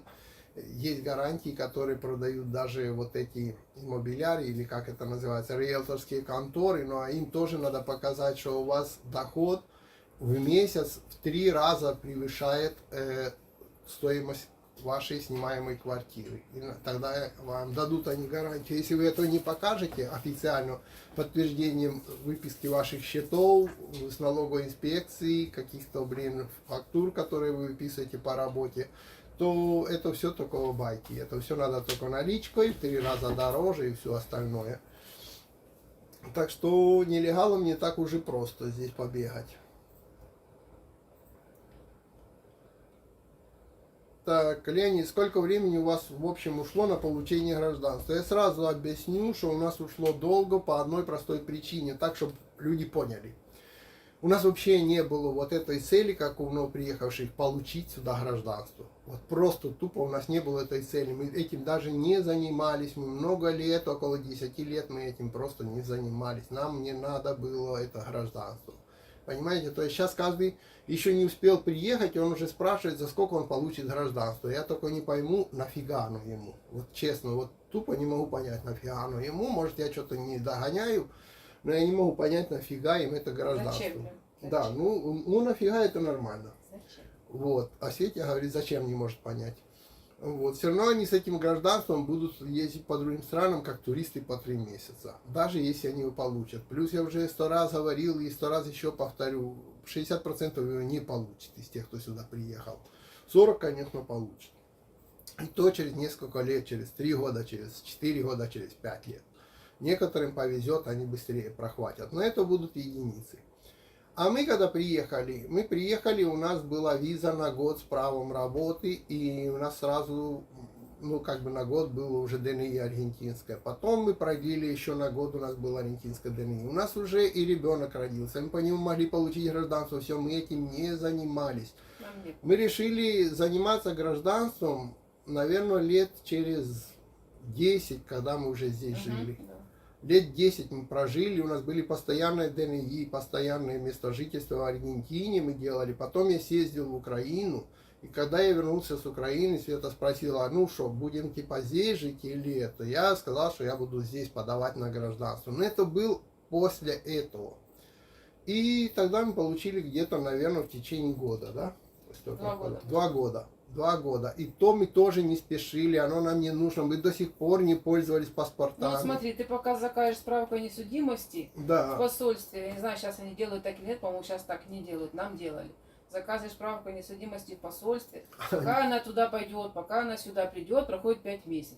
Да. От тебя это ничего не зависит. Мы через Ты сидишь и посольство ждешь. тогда заказывали, ходили, и в посольстве говорили, нам нужна справка о несудимости. И вот они давали запрос в Украину, там никто же не спешит, никуда не чешется. Пока они назад вернули этого посольства, потом посольство сказало, что справка пришла, мы пришли, полгода только эту справку ждали и так дальше. Но у нас не было вообще необходимости, ну, как бы вот гнать это гражданство. Вот не было. Просто мы подали аж через 10 лет, после того, как уже имели все основания получить его еще 10 лет назад. Потом мы до сих пор ни разу не пользовались этими паспортами. Да, мы их снова перед самым ковидом сменили на новые, снова на 10 лет. То есть те уже у нас были просрочены, мы новые сделали. Но мы ни теми не пользовались, ни этими не пользуемся. То есть мы здесь живем, понимаете, мы не приезжали в Аргентину для того, чтобы сделать здесь гражданство и потом Знаешь, с этим как гражданством многие- где-то бегать. Как многие заблуждаются, говорят, вот с аргентинским гражданством можно быстренько сделать гражданство Испании. Да вы не Ага, сделаете гражданство 10-е. Испании. Если вы внук, дочка, то есть гражданина Испании, который здесь Тогда живет, вам и не бабушка надо у вас- гражданство Аргентины. У вас бабушка испанка, и то там очередя такие сумасшедшие, говорят, что люди, ну просто, там, Испания или Италия, не помню. Ну Ну, да. Испания точно. То есть у вас должен быть родственник с А вы, Испанией. вы кровный родственник. А если у вас просто аргентинское гражданство, вы имеете право Никакого поехать, отношения к Испании вы вы не имеете имеете. поехать, Погулять имеете право там 3 поехать месяца. 3 месяца и вернуться Ну, назад. так как вы можете и со своим паспортом там погулять. Наверное, ну, сейчас... Я же говорю, потому это вот я даже, ну, как бы хотел объяснить, что у нас никогда вообще не стоял вопрос этого гражданства. Мы его не старались делать.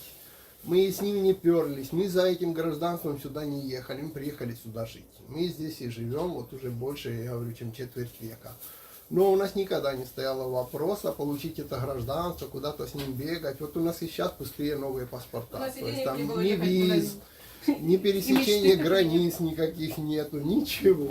Соответственно, нам, как оно не пекло, оно нам было не нужно, как такового. Потом просто для себя мы решили, что да, мы сделаем это гражданство, приехали, ну я приехал, мы сделали, но не больше, мы им даже и не пользовались никакими ее привилегиями. Соответственно, понимаете, да, мы живем в Аргентине, потому что мы живем в Аргентине, а мы не приезжали за гражданством.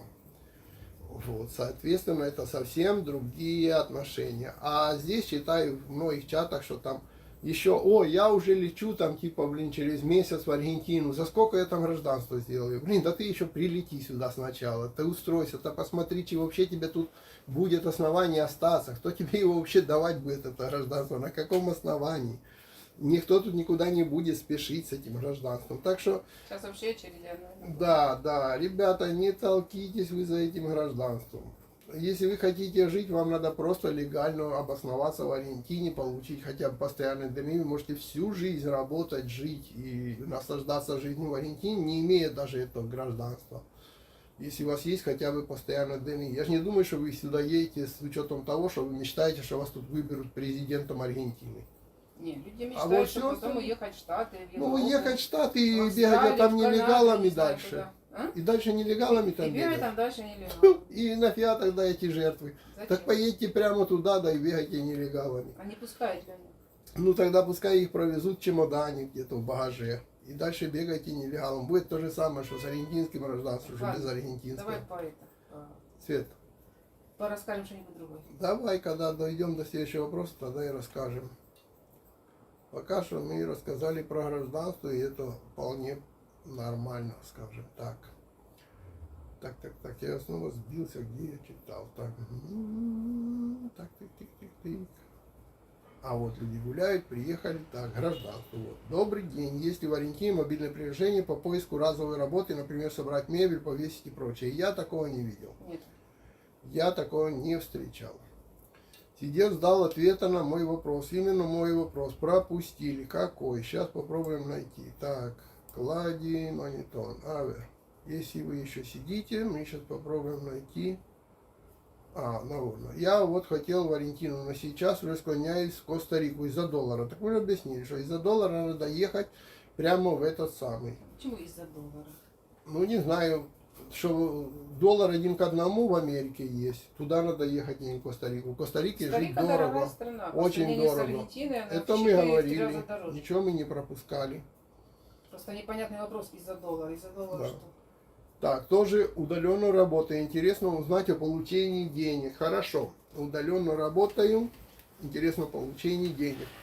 Получение денег легальное и нелегальное. Какое вас интересует? Нелегальное — это перегоняете на криптовалюту, идете у нас в обменники, этим же занимаются и аргентинские обменники, этим занимаются и русские ребята, которые тут уже организовывают свои обменники между своими. Не знаю, насколько их хватит, потому что, во-первых, это, ну скажем так, за это если поймают, то по шапке надают.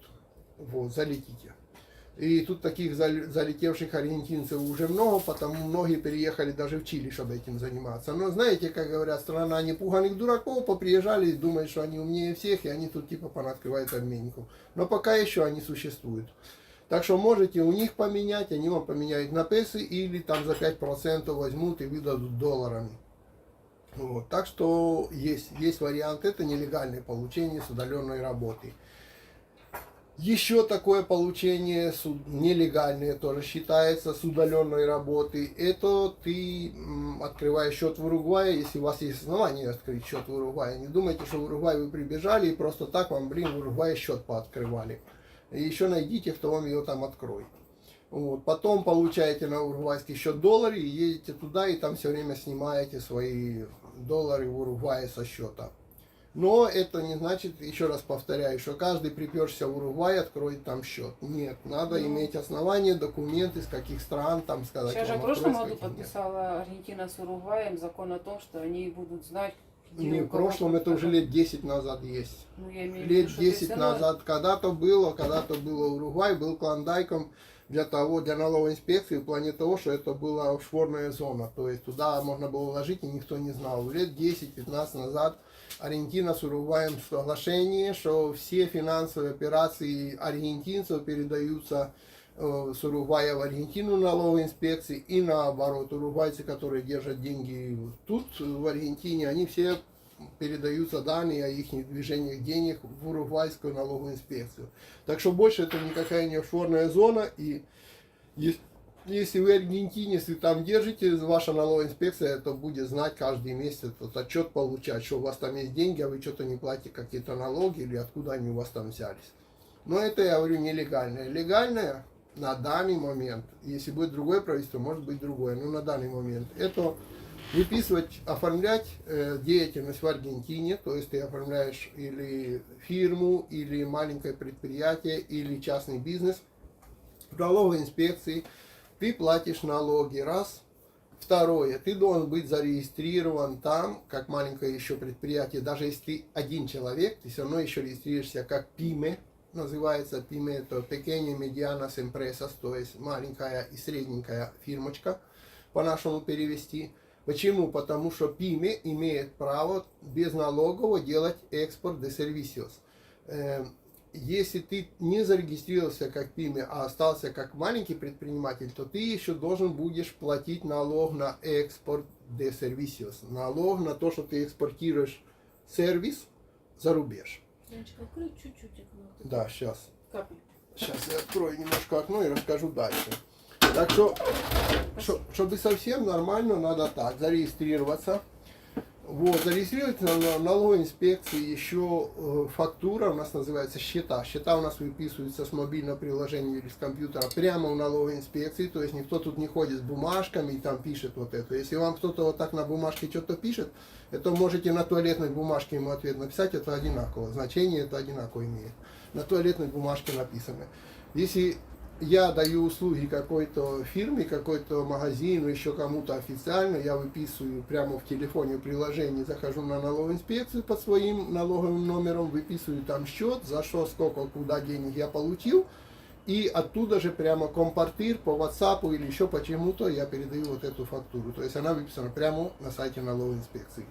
Вот, это счет, который единственный, который работает в Аргентине. Все остальные вот эти бумажки, купленные в киоске, которые под копирочку выписывают, отрывают и говорят, на, я тебе тут подписал, вот видите, что тут вот, типа, ты мне сделал, я тебе заплатил. Это можете потереться этой бумажкой. Вот. Света, дай поговорить по-людски. Ну что за стыдно? Вот. Ну Не что ты за стыдно человек? ничего. За человек. Так что, чтобы легально получать, оформляетесь в налоговой инспекции, становитесь ПИМе, открываете счет, Е называется, то есть есть А, Б, С, Д, Е. Вот фактуры, счета, которые выписываются у нас в Аргентине. Там есть, допустим, там А и другие, это которые учитывают добавочную стоимость, вот эту, как она там называется, которая переходит туда-сюда 18%. С, это, к примеру, моноатрибутисты, такие как мы, которые уже она там заложена в середине, то есть вот эта добавочная стоимость. И Е, буковка такая, чик-чик-чик, это счета выписываются за границу. К примеру, мы с Ютуба получаем деньги, мы каждый месяц выписываем счет в налоговой инспекции, фактура Е, что Google с адресом таким-то, выслал нам оттуда столько-то вот денег, к примеру, да. И ты должен указывать. И реально эти деньги должны тебе переходить на счет. И переходить на счет они тебе будут по курсу вот тому доллара официально, который я вам показывал, по 180 там, с копейками. Потом ты можешь в песах, не в долларах. Потом ты можешь взять там эти вот свои песы и пойти в 2 раза дороже купить свои доллары. То есть вас, почему и выгодно много курсов доллара, потому что в 2 раза отбирает правительство, получаете вы по таким законам. Это то, что легальный путь. Но ясный перец, я же рассказываю, это то, что является легальным путем. Но нормальные герои всегда идут в обход. Но они идут в обход на свой страх и риск. То есть каждый, конечно, получает, как он считает правильным. Но я рассказал 2 варианта. Есть и тот, и тот. Есть и такой вариант, есть и такой вариант. А уже каждый сам выбирает себе свои проблемы. С каким вариантом он хочет связываться. Так, если их будет курс 1 к 1, тогда будет нормальный вариант и государственный. То есть 1 к 1 вы получили, типа, к примеру, там долларами на счет, и распоряжаетесь и платите налоги. Но если мало курсов, то есть много курсов, то тогда нет, тогда не выгодно. Так. А проверяет ли на знание испанского и конституции перед получением паспорта? Нет, не проверяет. Там был такой прибамбас, что типа надо будет выучить конституцию. Во-первых, эта конституция, там я не знаю, какую мы ее видели, она тут совсем маленькая такая. Нас не проверяли. Не Да, знаю, это сейчас. раз. Второе, не проверяли нас, никто ничего у нас там не спрашивал. Я тоже там учил эту брошюрку, но никто нас ничего не спросил, а просто зачитали, как говорят, судья зачитал поздравление с тем, что вам присвоено гражданство, сказал, вы типа хурарите, ну типа это самое, как клянетесь, типа, что вы там будете соблюдать конституцию страны, мы говорим, да, все, готово. То есть лично нас нет, никто ничего такого не спрашивал.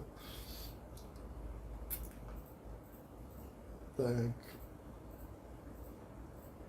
Савчук пишет, Сергей Георгиевич, что согласен. Скажите, а не скучаете ли вы по родственникам? Удается съездить в гости? Нет, мы не ездим в гости.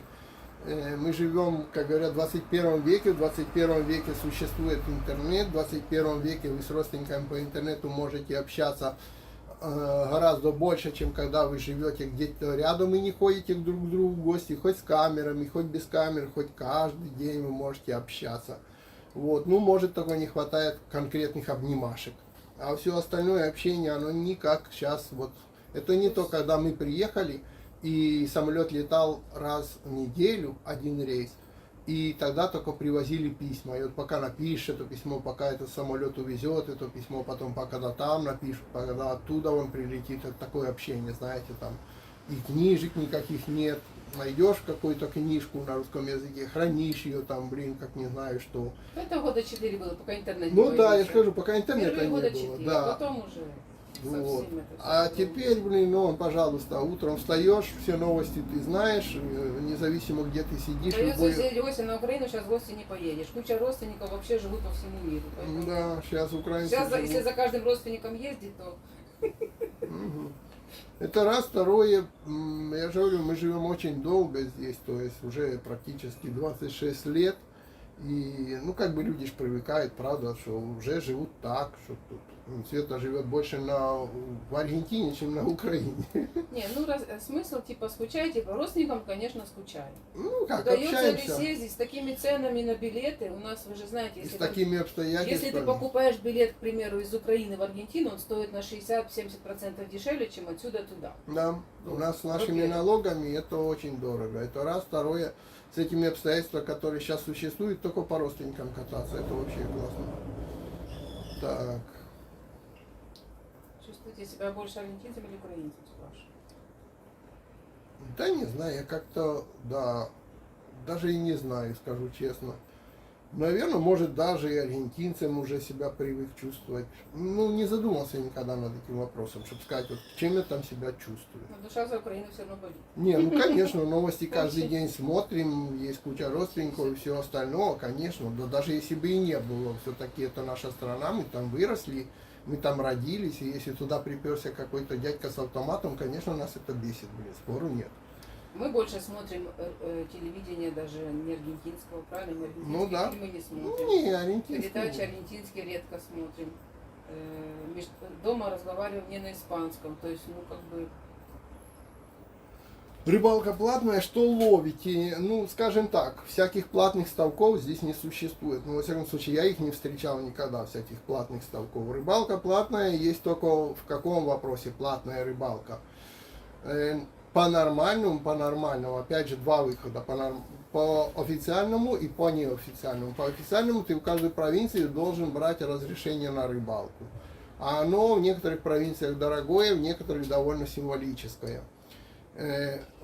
Скажем честно, я думаю, что 70% аргентинцев никогда в глаза не видели это разрешение, никогда его не брали.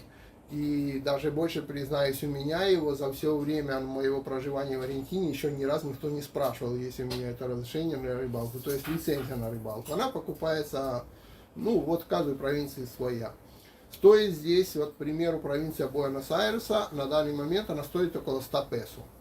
Ну, то есть, если я сказал, что сегодня вот персики стоят 1000 песо килограмм, то, наверное, недорого 100 песо на год лицензию для рыбалки купить. И ты можешь рыбачить по всей провинции Буэнос-Айреса на реках, на море, на озерах. Вот ну, это понятно, это разрешение. Может, человек спрашивает, чтобы подъехать к реке, конкретно реке, надо за это заплатить? Я же не договорил. Потому что у тебя вопросов еще до 8 вечера, ты очень медленный. Тебе-то чего? Люди не дождутся своих ответов. Тебе-то чего?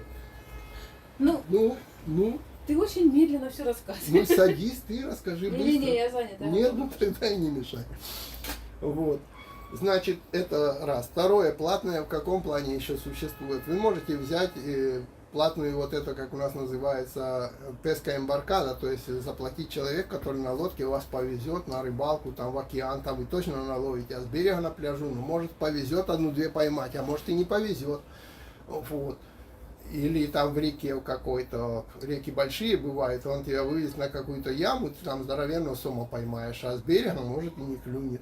Так что вот в этом плане платная, во всех остальных бесплатная. То есть Не, у нас в неправильно. Конституции, да подожди ты, что я тебе скажу, секунду, он тебя перебивать. У нас по Конституции нету, запрещено, скажем так, чтобы кто-то обгородил реку и подход к реке. То есть 10 метров, раньше, по-моему, было 15, теперь 10 метров от реки – это общенародная земля. Есть фермеры, которые все равно приходят, там река идет по его полю, и он там пытается обгородить, но это он нарушает закон. То есть реально он ничего вам не может запрещать ходить по берегу реки. То есть ты можешь подъезжать и ловить рыбу. А А как же кемпинги платные? Когда ты заезжаешь в кемпинг, должен платить, чтобы здесь порыбачить. В каком кемпинге? Ну вот ты платном? едешь, например, пишешь Параносита. Вот мы заезжаем в Топ-Малю для того, чтобы ты бросил туда удочку, потому что больше негде. Это потому, что ты хочешь быть в кемпинге. Ты платишь за кемпинг, а не за рыбалку. За рыбалку ты не платишь. Ты платишь за кемпинг, за размещение своей палатки, за использование люса, воды, услуг, там по всему туалета. берегу все кампинги, все занято кампингами, ты туда никак Да. не подъедешь. Правильно, Тебе потому, надо, правильно. хочешь, не хочешь, тебе Я надо же об платить. этом и рассказываю. Бывает, кампесины тоже перегородят, и проволоку поставят, и все. То есть, ну, речки, ты можешь подойти к любой реке в поле и ловить тебе не запрещено То ловить. есть я знаю, например, там на Украине есть такое, да, вот, например, есть какой-то водоем, озеро. И вот оно все платное. То есть ты на эту территорию Но здесь зашел, я таких не видел. и потому что там разводят рыбу, вот этого здесь Да, нет. здесь То нет. специально, где Это разводят я в рыбу, самом специально- начале сказал, что здесь платных озер я не встречал ни одного.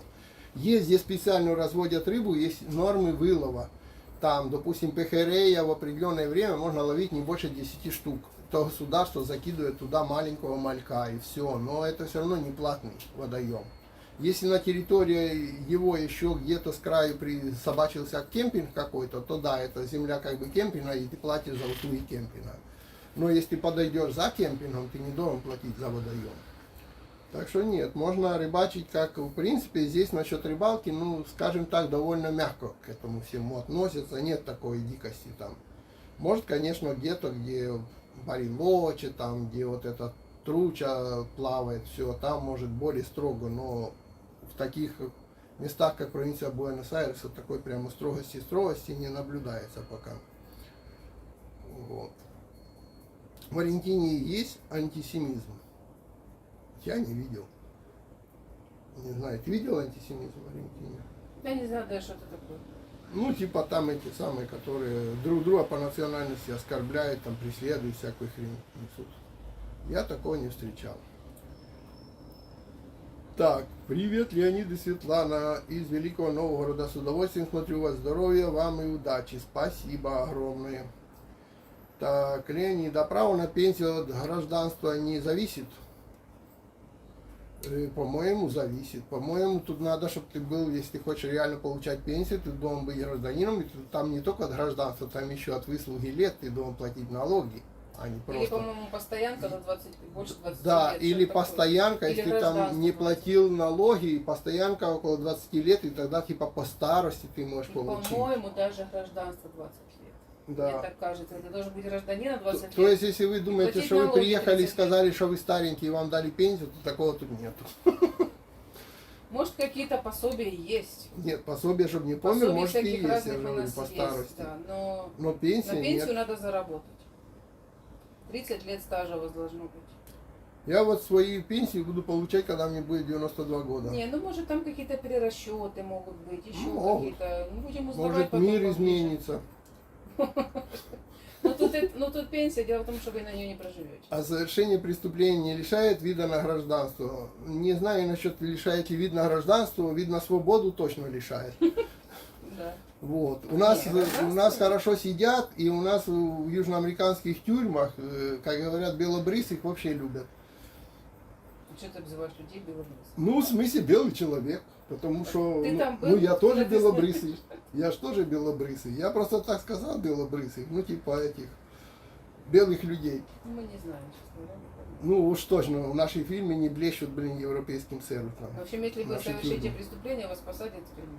Да, и они тут не блещут европейским сервисом. Это Нет. уж точно.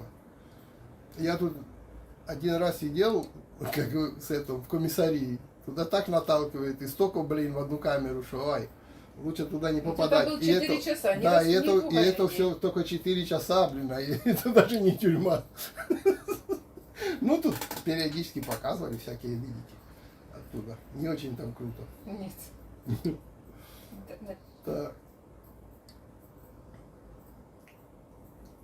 Так, была в аэропорту Панамы на пересадке, бутылочка Был, воды, Артём. хорошо, $3,25. Ну, это правильно, я сегодня как раз анекдот на эту тему читал, говорят про бутылочку воды. Говорят, вот смотрите, там типа в городе стоит бутылочка воды 20 центавов, в кафешке стоит, допустим, $2, а в аэропорту стоит 3 с лишним доллара. Так что, говорит, не думай, что если ты, ну, как бы, думаешь, что ты никому не нужен, это значит, ты просто не в том месте находишься. Будешь в другом месте, и ты там будешь больше цениться. Так вот, как про бутылочку воды. У нас тоже в аэропорту тут все стоит гораздо больше, чем это самое, чем не в аэропорту. Так, ты кого-то там гробишь, да? Да, Сидишь, правильно. тебя оскорблял. Ну тогда пошли его нафиг там. Ну я Ну правильно была сделал. рада, я за... У нас тут так просто, народ. Даже вот лучше не портите Ну себе это клавиатуру. один человек из всех. Но я же говорю, даже не порть себе У нас все клавиатуру. люди, у нас очень хорошие. Вы, кстати, лайки, посты, попроси лайки. Нет, я не просил лайки. Поставьте Я лайки, сам- пожалуйста, и напишите комментарии. Да, то только 43 лайка. У А нас- все просят комментарии, напишите, тогда YouTube нас будет продвигать. Ну, вы эту сказку слышали у других, так что тут просто поставьте Это лайки и так и напишите есть. комментарий.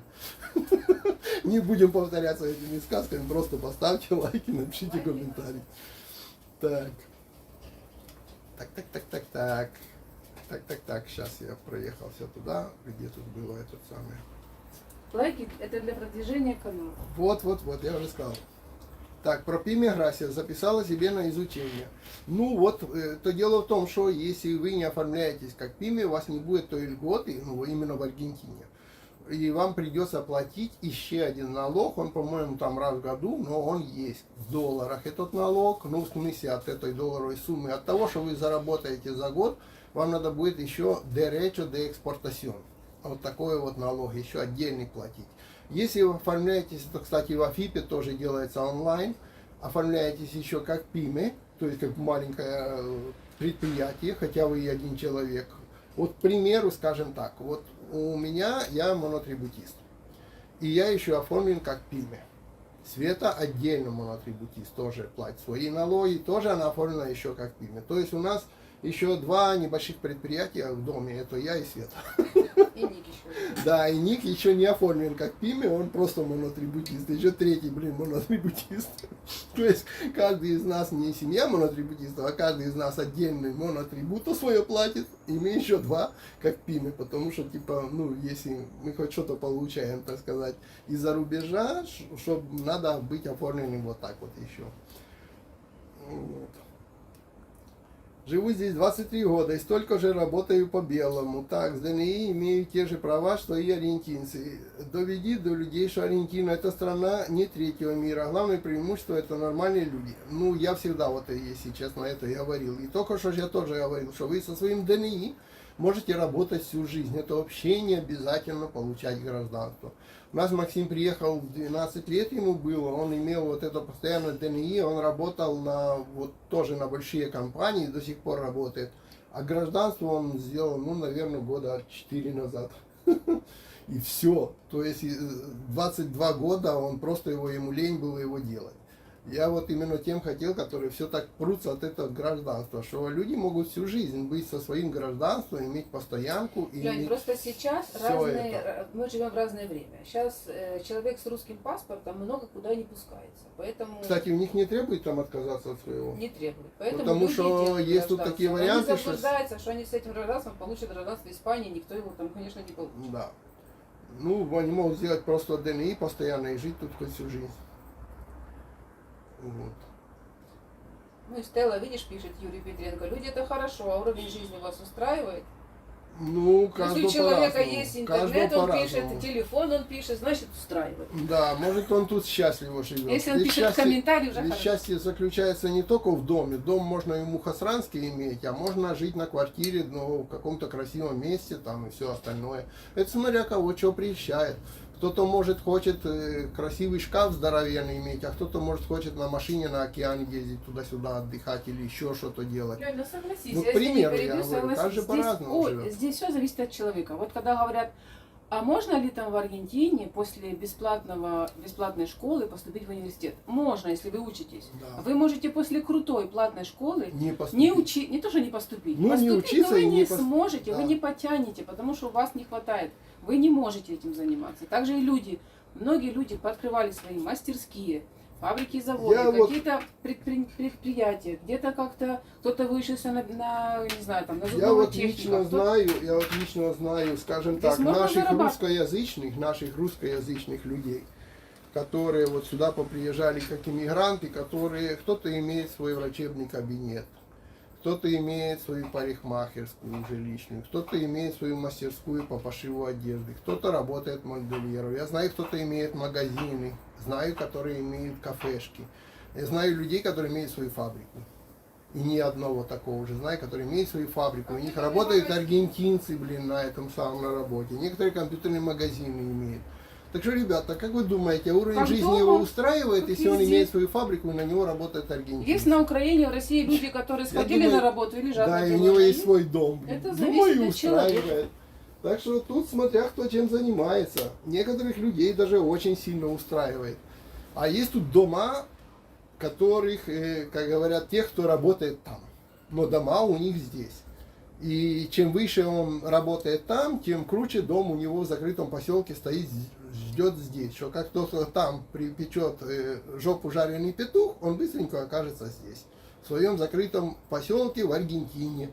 В такой, как все рассказывают, ну это же Южная Америка, там же не это. Да, вот именно в Южной Америке, да, вот именно в Южной Америке все и будут потом сидеть, кого клюнет в одно место жареный петух со своей криптовалютой. Так что не переживайте. Тут смотря какой. Есть люди, которые не могут ни черта найти, а есть, которые даже очень довольно хорошо здесь устроились, и их отсюда ни веником не выгонишь. Вот. А некоторые тут делают себе запасной аэродром. И когда только самолету надо будет взлетать, все они окажутся здесь. Вот. Так что не переживайте. Это зависит от того, кто чем занимается, кто как устроился, кто как себя поставил между местным. Поставил ты себя нормально, к тебе нормальные отношения. Если ты дурак, как тебе и отношения как к дураку. Это обычное явление. Так что правильного человека, который тут долго живет, пишет, он устроился, работает и донесит, что тут люди нормальные. Потому что, видно, он нормально к людям относится, и к нему нормально, и он так и считает за нормальных людей. Вот. Так, а может будет этот кусочек хронологии для удаленной работы отдельно потом вырезать? Можно, вырежу и сделаю отдельным кусочком, потому что я так и начал в последнее время в некоторых стримах кое-что такое вырезать. Вот почему? Потому что вряд ли будут все пересматривать там, ну, 3-часовой стрим, 2-часовой стрим. И найдут, а может мы что-то в серединке как раз обсуждали, что кто-то задал какой-то интересный вопрос, и он многих будет интересовать, но у людей не хватит, все очень заняты и меньше. Так что я начинаю с таких стримов вырезать такие вот кусочки. А вообще и ставить хронология, я отдельно. вам скажу, смотрите, берите бухгалтера, они сейчас стоят 5-6 тысяч песо в месяц. Отдавайте свое дело бухгалтеру, заключайте с ним Да. ну, даже не договор, а мы по телефону. Леня видел своего бухгалтера в интернете, написал ему договор. Я его лично вообще никогда не видел. Потому что меняются законы. Вы что-то можете не знать, вы что-то можете пропустить. И лучше бы, конечно, самому тоже разбираться. Но лучше Я бы вот, все же. я вот тоже Они стоят недорого. веду дела, как бы и много лет вел дела сам. Разбирался со всем этим, платил за себя, за свету, все эти налоги, все этой страницы налоговой инспекции. Но там все время что-то меняется, все время что-то новое выдумывают. И портить столько времени, чтобы сидеть и вот именно вот это все изучать. Есть вопросы, чтобы которые снова... мы не знаем, где ответы Да, найти. да, да, чтобы вот это мы решили, что я говорю, слушай, давай это. И вот мы уже, ну, у меня есть бухгалтер, скажем так. То есть я ему раз в месяц перечисляю деньги, он проверяет все мои дела, то есть я сам плачу там все, но он Ну, смотри, сверяется, Лер, вот просто пересматривает. интересно, вот как говорят цены, почему мы говорим, что очень дорого персики в нашем овощном магазине в Бельграно 900 песо. Почему? Потому что ты платишь бухгалтеру 5000, это 5 килограмм персиков. Конечно же, если ты бухгалтеру платишь 5 килограмм персиков в месяц, я считаю, что это дорого. Килограмм персиков 900 песо. Поэтому мы возмущаемся ценами, потому что соотношение цен некоторых к труду какому-либо или каким-то Ну да, вот сервисам, сегодня- оно несоизмеримо. Вот сегодня это бумагу удобно. увидел, я возмущался. Бумага около 6000, пачка бумаги для Не, ну принтера. там были подешевле, ты потом Нет, ну нашел. потом В нашел и принципе, есть дешевле. Ну, в такое, принципе, нашел. да, это бухгалтеру за месяц я плачу 5000, а он, блин, это Пачку самое, бумаги пачку может бумагу не купит. Да ну нафиг, конечно. Поэтому мы возмущаемся, не потому что оно просто как-то... Так что рекомендуем вот именно. Сейчас это очень простенько сделать, очень просто по интернету связаться, бухгалтерскую контору. Там бывает вот у нас в китайском районе есть крутая бухгалтерская контора. Я сначала думал, может их, а потом, в общем, с одним парнем, который мне больше понравился, так сказать, связался. Ну, в то же время мне это не накладно, ему... Это просто ты даешь ему там свои какие-то данные, он Да, просит, да, и да. всё. У налоговой инспекции он меня смотрит, Инресус Брутус, в общем, налоговой инспекции, городской налоговой инспекции, общей налоговой. Он все перепроверяет, сверяется и говорит, о, у тебя все в порядке. Или там, о, тут немножко ты прозевал, доплати. Или у меня там вот светилось, постоянно светилось, и вот и свет и светилось. Они что же издают закон? Вот, к примеру, у нас несколько лет назад издали закон, вот эти, года 2 назад, кишные листы, что надо было, типа, они подняли цену налога задним числом на полгода назад. То есть, знаете как, вам в июне месяце говорят, что... Это когда коронавирус был. Да, я вот сейчас расскажу этот случай.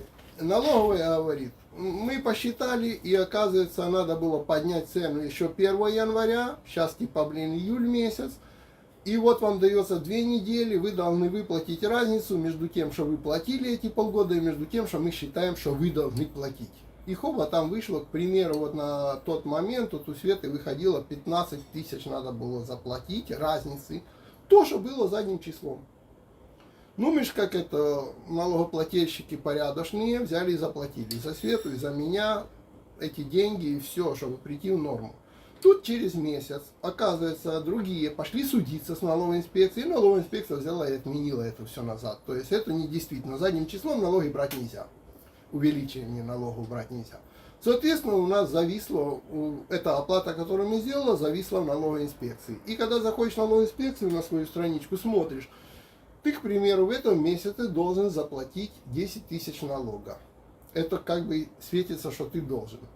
И в то же время светится, что ты им переплатил 15 тысяч. Вот за вот тот случай, что я сказал, что они добавили, мы заплатили, а потом они отменили, потому что суд сказал, что нельзя брать налоги задним числом.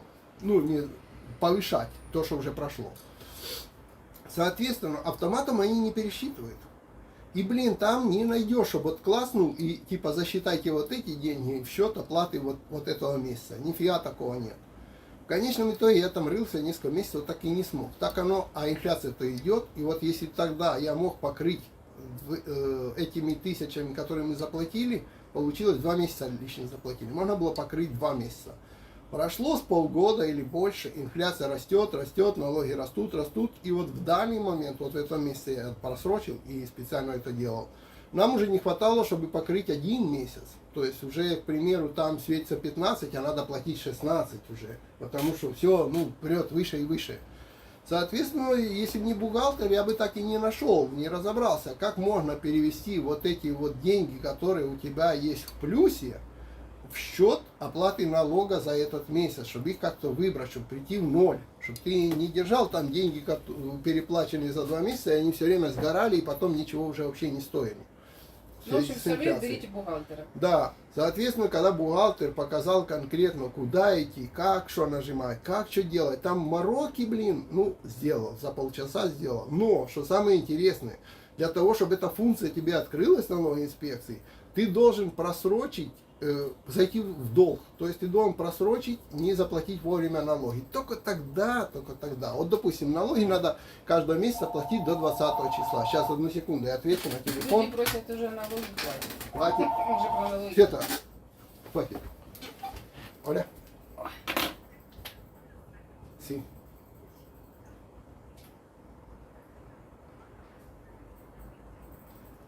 ¿Cuándo? En 5 minutos no, en 1 hora voy a estar. Ujú. Sí, ahí como dice, ahora un segundo.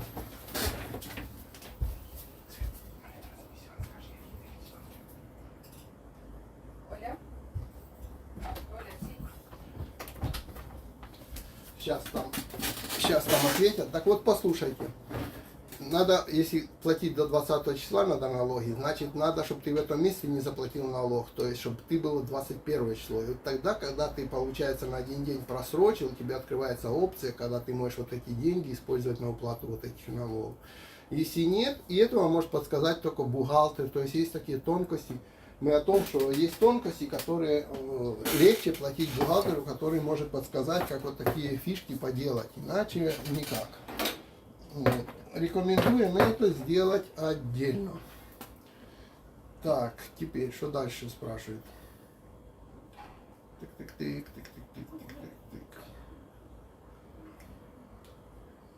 Так, привет, пропустил начало, потом посмотрю со старта. Спасибо. Добрый день, из Бельгии живу, здесь 18 лет, но задумаюсь о переезде в теплую страну. Думаю об Аргентине, есть так, или Австралии. В Австралии тяжелее будет, дети 16-17. Как там образование после школы?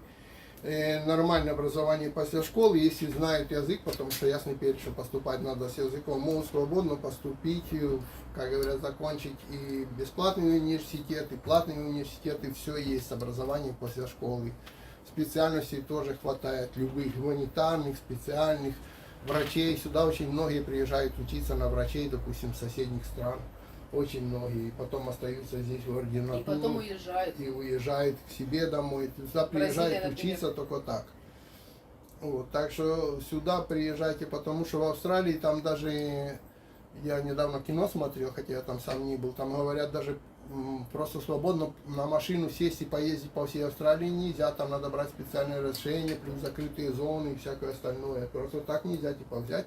О, я хочу путешествие. А в Аргентине можно. Сел и что, хоть всю... Нет. И хоть всю Аргентину пиляй туда-сюда. Лишь бы тебе денег хватало. Дело в том, что в университетах здесь надо учиться. Из всех, кто поступил, 100 человек поступило, первый начальный курс 80% уже процентов отсеялось. Угу. Здесь надо просто учиться. И здесь Так что если дети хотят учиться, то выучатся. очень сложно, к примеру, учиться и работать. Так, здравствуйте. Дети знают русский язык? Знают. И не русский, а такой, знаете, как мы разговариваем. Вот русско-украинского, как у нас мы Суржик. называем, суржик.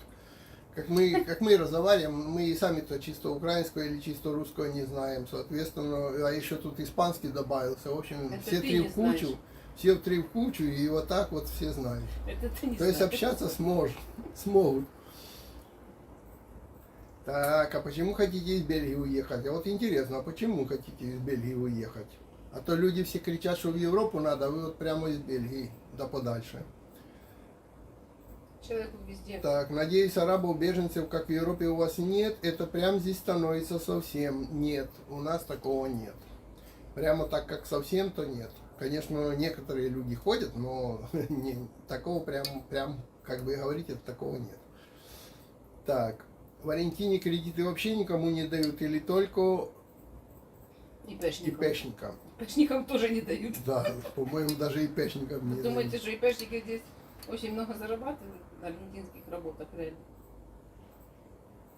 Не, ну почему не дают? Дают кредиты. Дают, конечно. Просто кредиты тут такие, что люди не все не хотят, не все прямо желают их брать. Потому что залезешь в этот кредит, можешь без штанов остаться. Так. Так что не то, что их не дают, их просто не каждый еще захочет брать.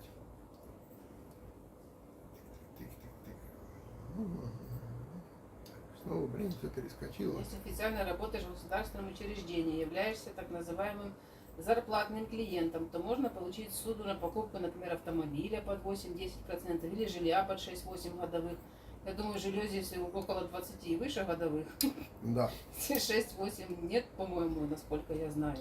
Зарплатный клиент это кто? Это человек, который должен зарабатывать не просто работать в государственном учреждении, а должен зарабатывать конкретную сумму выше той суммы, например, 500 тысяч песо, вам тогда дадут кредит. Если вы зарабатываете на государственном учреждении 200 тысяч песо, вам никто не даст никакой кредит на жилье.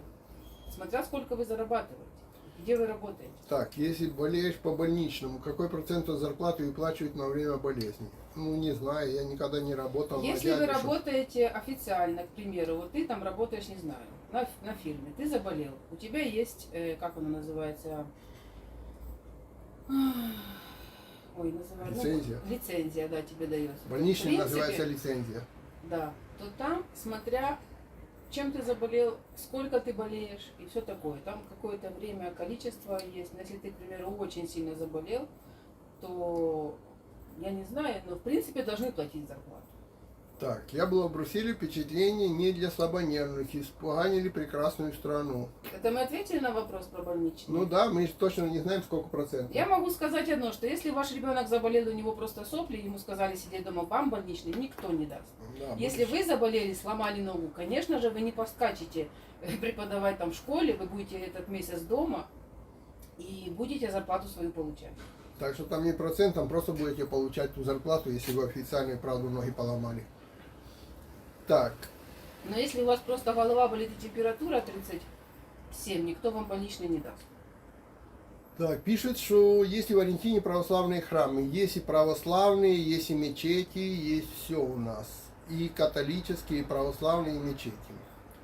Так, мы... И какие-то есть и тибетские какие-то, и китайские, все, что Ну, хочешь. да, ну тоже центры культуральные, я не знаю, как там насчет их храмов. Ну, их культуральные центры. Ну, в общем, все есть культуральные центры. Я не видел, чтобы тут какие-то были запрещены.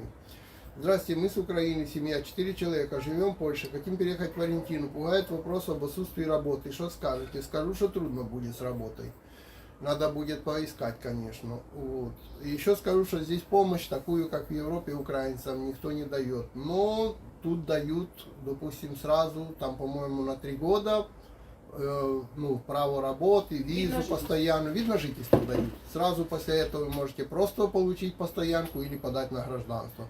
То есть в этом плане, что вам надо будет в будущем куда-то уезжать, если вам понравится Аргентина, то нет.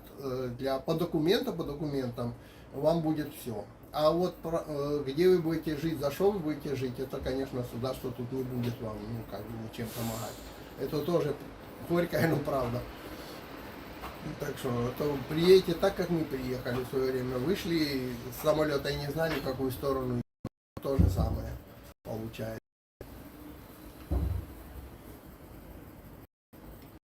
Можно подсказать, куда сдавать документы для получения визы рантье. Я не знаю, куда их сдают, сразу скажу честно вам.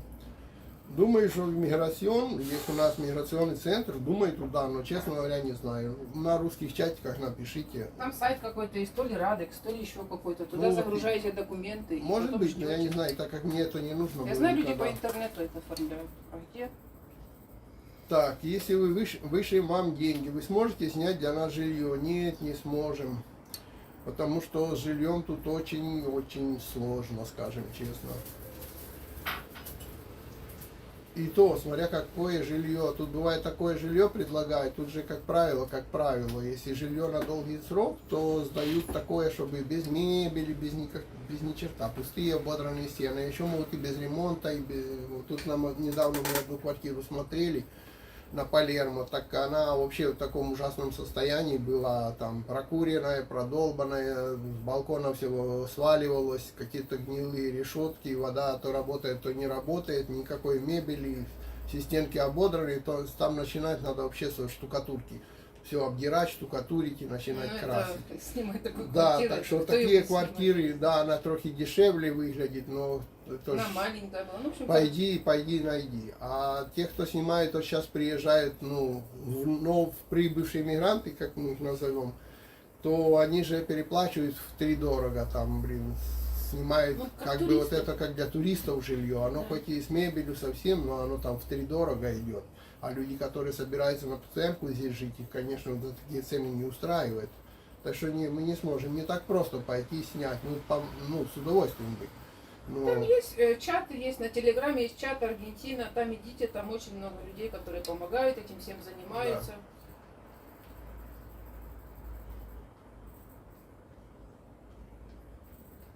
Так, зимняя погода в депрессию гоняет, беженцы надоели, грязь, неуважение, люди надоели, уволить последнее место работы со слезами. За 1000 евро можно в Аргентине тоже жить? За 1000 евро в Аргентине. Не, она не спрашивает, она просто говорит, можно. Да, конечно, можно в Аргентине жить за 1000 евро. Ну, хотя просто жить, и вы шиковать не будете за 1000 евро. Ну, будете жить. Ну, жить будете, но без этих... Светлана права. Время поменялось. Да ты что, где? Да вот тут пишет. Наконец-то. Борис пишет. В РФ О, паспорт стал токсичным. паспорт. Паспорт стал токсичным, с аргентинским таким проблем нет. Ну, в этом да.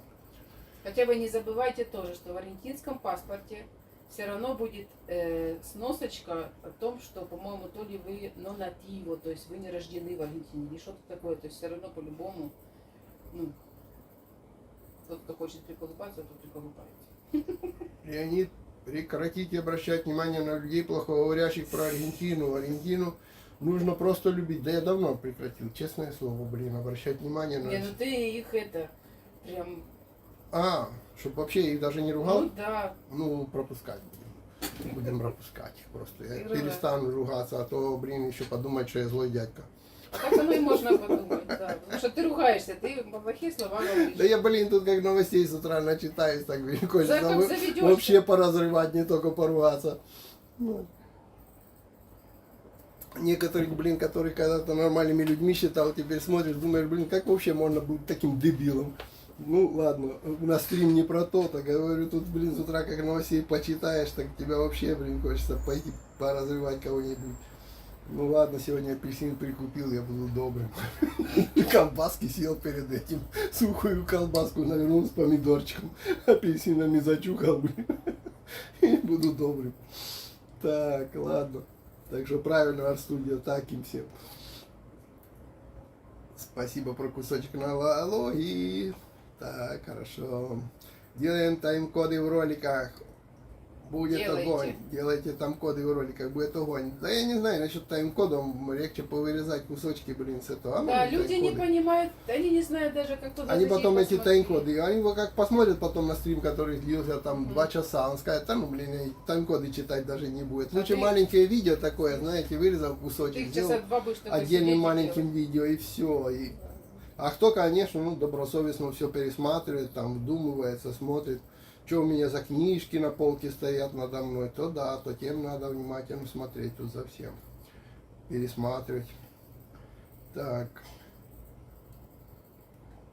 В США люди не очень нравятся медицина, образование дорогое. Я там 4 раза была, да, у меня есть бельгийское гражданство. А как долго жить в Аргентине находится с европейским Как гражданством? можно, как долго можно находиться в А вот это не знаю. Я думаю, тоже 3 месяца. Как турист, Ну, наверное. конечно, как. Сколько сейчас доллар? Мы уже сегодня говорили про доллар. 377. Так, это правда, что в Аргентине и в Бразилии хотят сделать единую валюту. С этого стрим начался, посмотрите в начале. Это развод туфта. Вот. Пока На данный момент не единую валюту, а создать комиссии, которая подумает над вопросом о том, нужна ли единая валюта. Разницу чувствуете? Создать комиссию, которая подумает над этим вопросом и сделать единую валюту. Чувствуете разницу? Это типа как так и быть. Я создам комиссию и подумаю, надо ли мне, блин, через 5 лет куда-то поехать. Да. И то, что я куда-то еду, это разные вообще вещи. а завтра меня переизберут. Да, и тем более, когда до выборов осталось этому правительству полгода. Вот я посмотрю, как что тут создадут. И кому она вообще нужна. Ну, в общем, я начал стрим именно с этого вопроса. Вырежу отдельно. Лапша на уши. Так. Нет идеальных мест, но все-таки жизнь в Аргентине очень непростая. Подумайте, может на разведку съездить. Это тоже неплохо, съездить на разведку. Я всегда говорю, поедете, посмотрите, если что не понравится, сможете вернуться, чтобы потом не застрять окончательно, а то продадут квартиру, продадут все, приедут, потом, ой, не, страна не для меня, я всех боюсь, тут везде, все на меня косо смотрят, как некоторые там, ой, все не так, как я привыкла.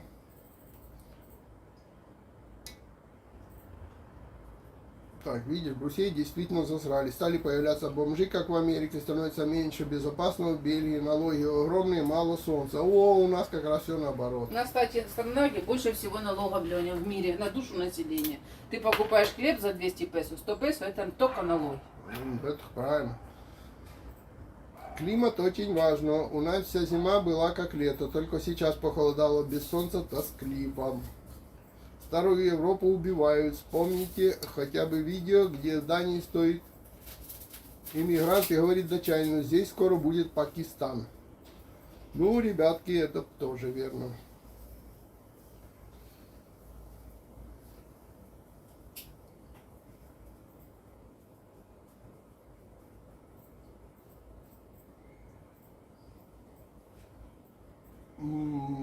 Полностью согласен, пишет человек. Вот это самое. Я знаю, что чтобы жить в Аргентине, лучше всего доход иметь извне, работать в онлайн или в другой стране, как мой муж. Если доход в евро, то, думаю, будет не так тяжело. Тут еще надо, знаете, что понимать, не все так прямо просто, как вот тут написано. В каком плане? То есть, если вы приехали только, еще не знаете страны, если, ну, как бы, не знаете, как здесь все устроено, конечно, лучше всего именно так. Иметь доход извне и не запариваться. Тогда, ну, как бы головной боли сразу в разы меньше.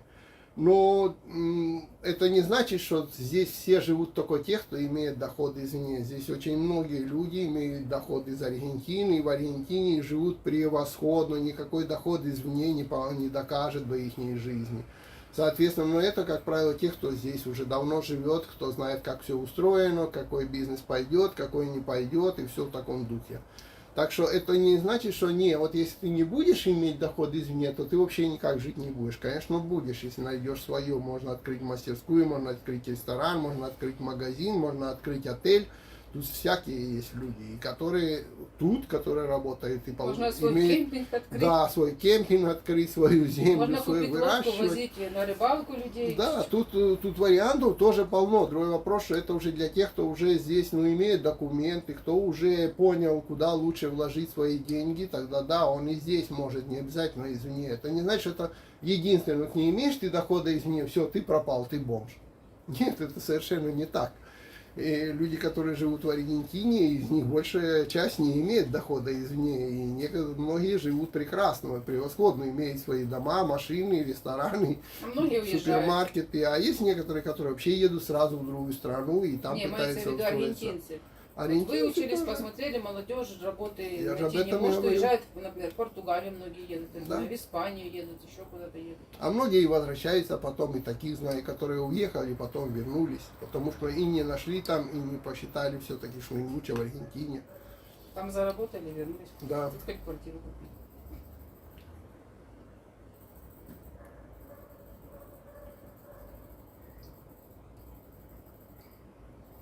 Так, снова. А, вот про Пакистан, вот про это.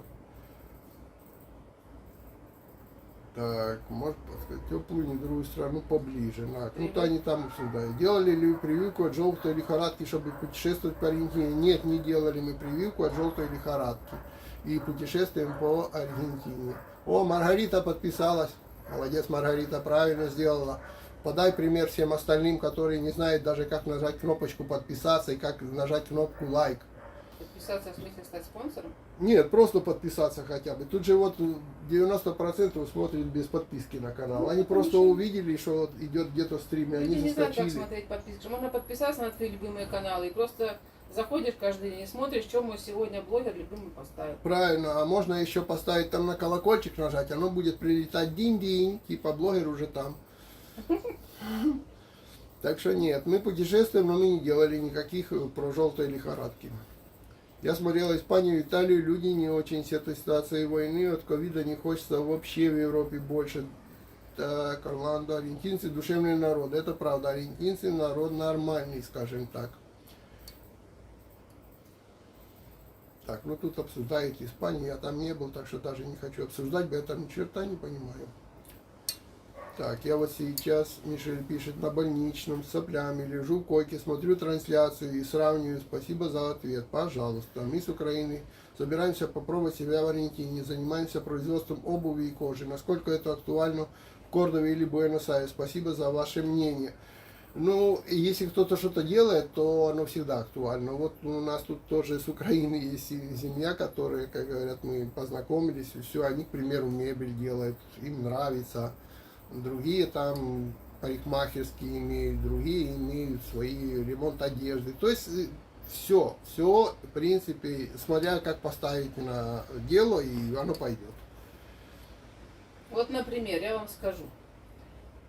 У нас у сына размер ноги 46. Это очень большая проблема найти ему, к примеру, хорошие кроссовки. Потому что аргентинцы Вот он маленький народ в основной нашел массе. один раз одну пару. Я говорю, если ты найдешь одни, хотя бы они классные, покупай сразу вторую. А вторую уже нет в наличии, то есть последнюю забрал. Да. И то он не может купить то, что ему нравится, а покупать в принципе то, что более-менее подходит. То есть если вы, к примеру, приедете и начнете делать какую-нибудь обувь, такую какую-то, не такую, да, или размеры какие-то. Да, или размеры что-то побольше, еще. потому что сюда сейчас приезжают украинцы, русские, европейцы, вот видите, бельгийцы едут. Смотря А да, аргентинцы, если вы они будете народ делать то же, что маленький. аргентинцы, У то них, не у знаю. них, если под аргентинцев, это все равно, что под китайцев делать. Они маленькие, у них в основном размеры, найти побольше размеры, Люди это уже продают и трудно. на Меркадо Либре, продают и в Фейсбуках, и в Да. магазинчиках своих. Нет, Смотря что, если вы будете копировать аргентинцев, ну будете так же. А если придумаете что-то свое, к примеру, обувь, там, я не знаю, опять же, тут очень 46-47 размеры будете очень делать. хорошо то, что сейчас существует продажа вот Меркадо Либре. То есть, если вы хоть что-то где-то делаете, хоть на своей квартире, вы можете печатать это в Меркадо Либре, отправлять почтой и продавать по всей Аргентине. Платите налоги своих продаж и живите спокойно. Вам не надо даже там магазина какого-то открывать. То есть или ниш еще чего-то. здесь хватает. Хватает. Можно еще. Если кто-то хочет что-то делать реально, а не только биткоины, блин, менять туда-сюда, ну то те будут жить.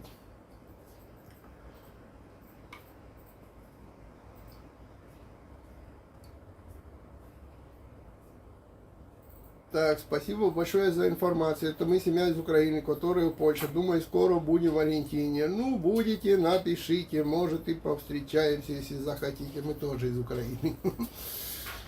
Так. Купить квартиру сложно, при наличии денег не прямо так и сложно. А вот если денег нет, это вообще проблема, блин. Так. На продажу квартир хватает. Так, заплатный клиент, это у нас это когда получаешь зарплату на счет в конкретном банке. Это сулит некоторые привилегии, вроде сниженного процента потребительским У кредитам. нас все получают, и даже пенсии, пенсионеры. Да, все получают в банке. И даже эти, как их там, которые получают пособие, все на банк идет. Никто наличку в конвертах не носит. Смотри, что тебя Алмазова пишет. Я имела в виду арендовать жилье за 1000 евро, а жить, думаю, на 4000. Потому я и говорила, на 1000 можно, но вы не раз, а на 4 На 1000 евро, да вы тут, блин, двухэтажное жилье сарендуете за 1000 Не, ну не прям, евро. не, Лен. Да Ты ладно. не видел, какие квартиры сдаются за 1000 евро. Хорошо, хорошо. Ну, вы Хорошие. снимете в Puerto А за Madero. 4 будете жить хорошо и прекрасно еще. Так что не переживайте, как говорят. При таких деньгах можно жить. Как говорит мой знакомый, Аргентина — это страна бумаги друзей. Если очень хороший друг, то можно устроиться на работу без бумаг. Проверено, так же, как я искал квартиру.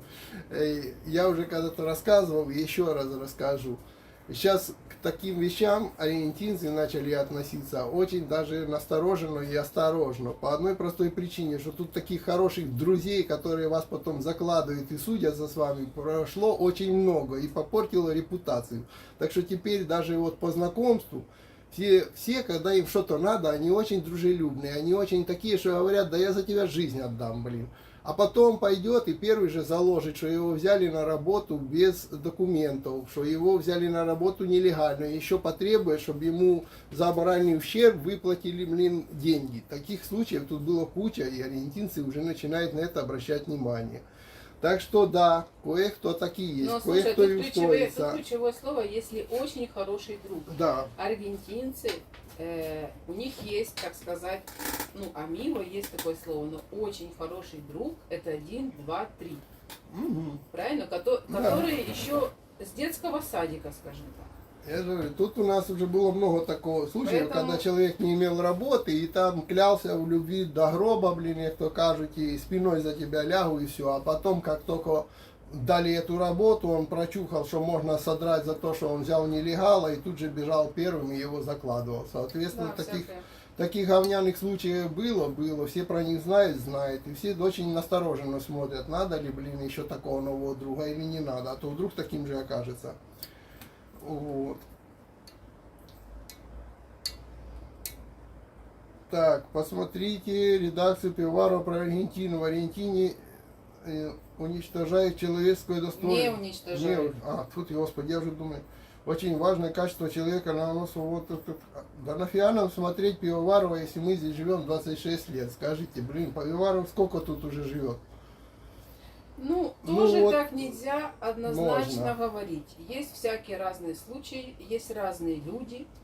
И вот прям, чтобы, знаете, здесь приехали, розовые очки надели, все люди такие хорошие, тоже такого нет.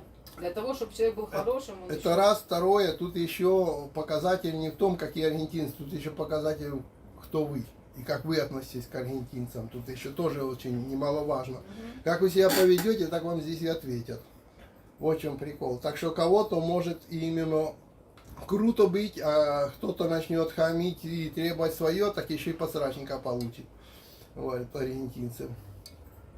Так, странно и очень жаль. Спасибо, посмотрю.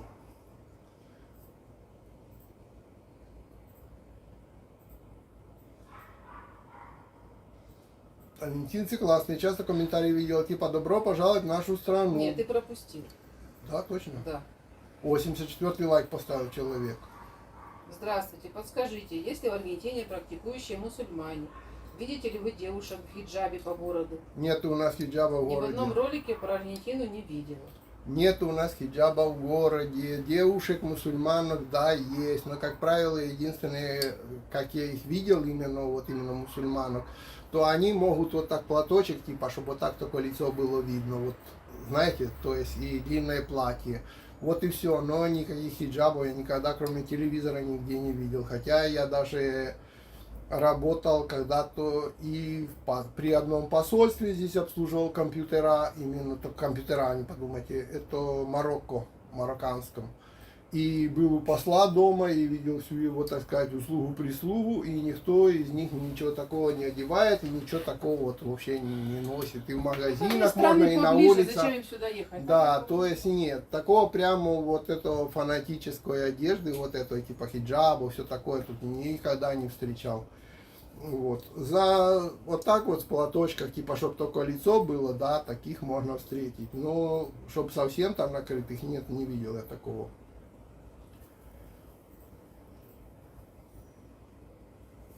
Вот.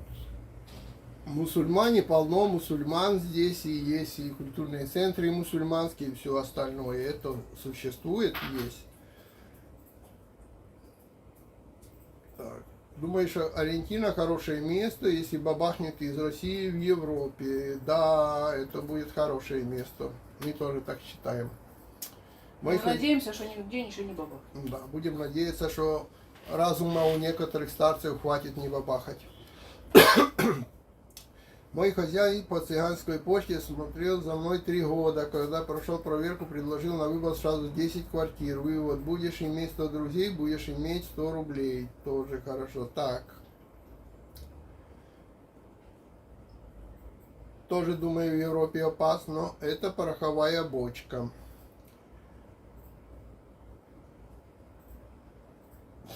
Вот и я стала чувствовать, что Европа скоро потерпит тяжелые времена. Слушайте, да. А я в Париже вечером в автобус боялся зайти, там одни арабы и черные были, агрессия просто витает в воздухе. Не, ну, не до такой степени. Не, ну, я уже говорил, есть у нас разные районы. Есть районы, где бы я не рекомендовал там лазить, ничего такого. Но чтобы вот так вот, как пишут про Европу, то нет. Можно спокойно ходить себе по Буэнос-Айресу, катайтесь в автобусах, ездите в метро, ездите, пользуйтесь такси и ходите пешком, хоть на великах катайтесь. В основном, конечно, где-то с кем-то что-то может случиться, но это ну, не чаще, чем в любой другой столице любого государства. Привет, раз, два, три, Сергей, Москва, спасибо, привет.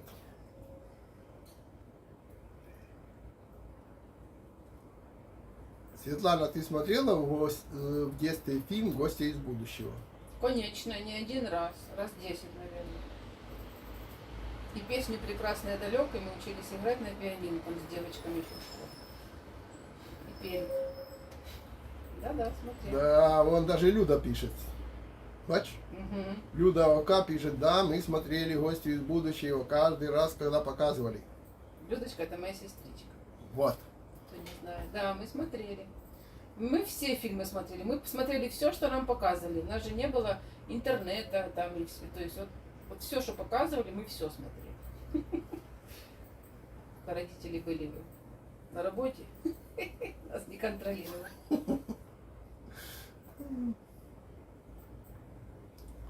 Вот тут Европа обсуждает, что да, это ужас, я с этим сталкиваюсь каждый день. 74-й лайк поставил. Спасибо Это я большое. читал. А я не читала. А потом мы вернулись обратно, вот ты говоришь, что я пропустил. А, да, пропустил. Так, один даже в подъезде квартирного моего дома стал выращивать куриц. Я в шоке. Появились крысы. Борюсь с ним. Аргентинцы классные. Часто комментарии видела, типа «добро пожаловать в нашу страну». Да, да, у нас Кто под еще видео такой, тоже что- часто так пишут. Вот там. Да. Да, пишут люди. Я тоже вижу на испанском, тут пишут. Вот. Пока люди себя будут хорошо вести, никаких не делать проблем, потому что бывали времена, когда здесь приезжали люди из соседних наших стран, то аргентинцы со временем не всегда так говорили, потому что, ну, как бы бывало всякое, да? Мгм. Вот если народ хороший приезжает, беспроблемный, то почему бы и нет? Надеемся, и дальше так будет. Да. Такой классный эфир. Изучай Аргентину с вашей помощью. Может, в апреле точно надо вам или нет, да и все. В чем тут такое вот? Если есть такая возможность, тем более прилететь осмотреться, я считаю, что это вообще просто круто, если есть у кого-то Апрель. такая вот. Ну, апрель еще хорошо. Да, в апреле еще, в принципе, будет более-менее тепло, нормально, скажем так. Уже пройдет эта дикая жара, которая сейчас как бы была этот месяц. Вот видишь, я тоже говорю, насчет съема жилья вы очень ошибаетесь, что за 1000 в Буэнос-Айресе можно снять огромное жилье. Мы долго искали в итоге трешку за 1200 плюс комиссия, итого 1440. Бельграну, цены большие. Правильно, потому что вы снимаете как турист. А если бы вы снимали на 3 года как Ой. гражданин Аргентины, то за $1000 можно снять прекрасный дом. А я ж об этом Не в говорю. Бельграну, конечно, Я где-то в об этом Сан-Исидро. говорил. Не буду тыкать пальцами, но некоторые Где-то наши в Сан-Исидро, друзья снимали где-то. двухкомнатную квартиру и гораздо меньше, чем за 1000 евро. Конечно, да. Потому именно я говорил. Я имел в виду для тех людей, которые приезжают и снимают на долгий срок квартиры, а не для тех, которые приезжают как туристы и здесь расхватывают по 800, по 600, по 900, по 1000 долларов, потому что им никто не сдает на долгий срок, так как аргентинцам. Я имел в виду тех, ничего я не ошибаюсь, которые снимают по 3 года контракты заключают. За такую цену они снимут превосходную квартиру.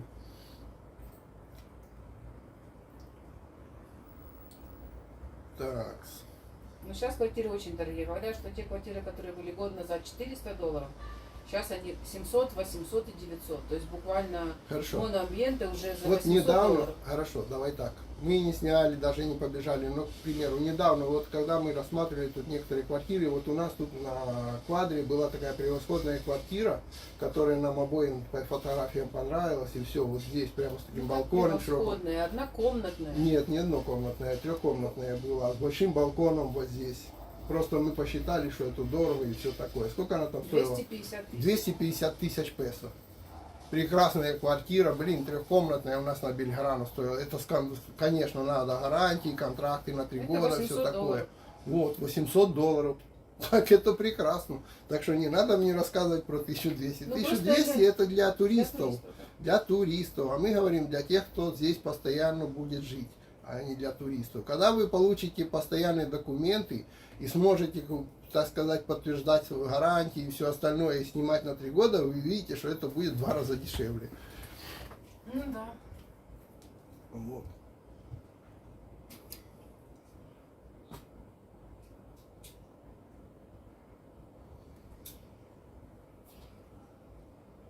Так, специально для Светланы вопрос о зарплате в конверте не имелся в виду. Официально устроенные получают зарплату уже лет 20 на банковскую карту. Леня, тут ни разум старцем не бабахнуть. А страх жесткой расплаты за этой... Подожди, вопрос для Светланы. Нет, ну это просто, наверное, тут не А. прямо вопрос, это просто пояснение, что там про Зарплата конверты. в конверте не имелся в виду. Официально устроенный получает зарплату. Не, ну понятно, но имеется в виду количество этой зарплаты. Потому что даже чтобы снять жилье, вот, к примеру, я захочу снять квартиру на долгий срок и купить гарантию. Тебе не продадут гарантию, если у тебя по белому зарплата должна быть в 3 раза больше, чем ты снимаешь жилье. Не просто ты пошел и купил. Нет, они будут проверять, сколько ты зарабатываешь, и хватит ли тебе оплачивать ту или иную квартиру. Поэтому разговор идет о, даже не куда ты там получаешь эти деньги, можно и наличкой могут платить люди по белому, и как хочешь. Ну да. Но дело в том, что какая у тебя зарплата, хватит ли тебе потом платить эту ипотеку или что. Так, благодарю за ответ. Вы писали хиджаб, если лицо открыто, а волосы покрыты. Наверное, вы перепутали с никаб, когда лицо закрывают с хиджабом. Скажу честно, я вообще в этом не понимаю, скажу вам откровенно. Я просто сказал, кого еще можно встретить, ну а других, вот как бы, которые совсем закрытые, как вот смотришь там в фильмах бегают, то таких я вообще не встречал здесь. А таких женщин, да, видел, ну, немного, но видал, по улицам ходят себе, да и ходят люди как люди. Вот. Просто я вот в этом вообще не разбираюсь, кто там из них как называется, из этих платьев. Мне как бы могу и неправильно описать. Ну там хиджаб или кебаб, я вот в этом разницы вообще никакой не вижу. Ну в смысле я лично не знаю. Я же не мусульманин, соответственно я не знаю. Так. Так, освещается ли в местной прессе и ТВ массовый приезд россиян? Нет, не освещается. Освещается. Я тебе позавчера... Массово освещается у нас это? Да, я тебе позавчера читала, что ТН написала о том, целая статья была, что здесь массовый приезд беременных россиянок, которые Так здесь это, рожают. про беременных, а не про Так, а какая массовый разница? приезд россиян. Вот массовый Тут приезд беременных россиян. наценка шла на то, что на беременных, что массово беременные едут. Освещается, да, вопрос такой. Вот. И не то, что тут массово прямо его освещают, да, один раз в газете тут написали, блин. Вот. Каждый день тут про это не говорят, тут своих проблем Нет. хватает, чтобы Но освещается обсуждать. ли в местной Не, ну прессе да, массовый сказали. приезд? Ну Вот. это так, как освещается война. Вот Да, была сказали, на что днях. есть война, там, блин, На туда-сюда. днях была об этом статья. Была, что беременные сюда едут все время. Вот. У нас уже же недаром шутят, что если ты увидел беременную, то 90% это русская вот, на улице. Так.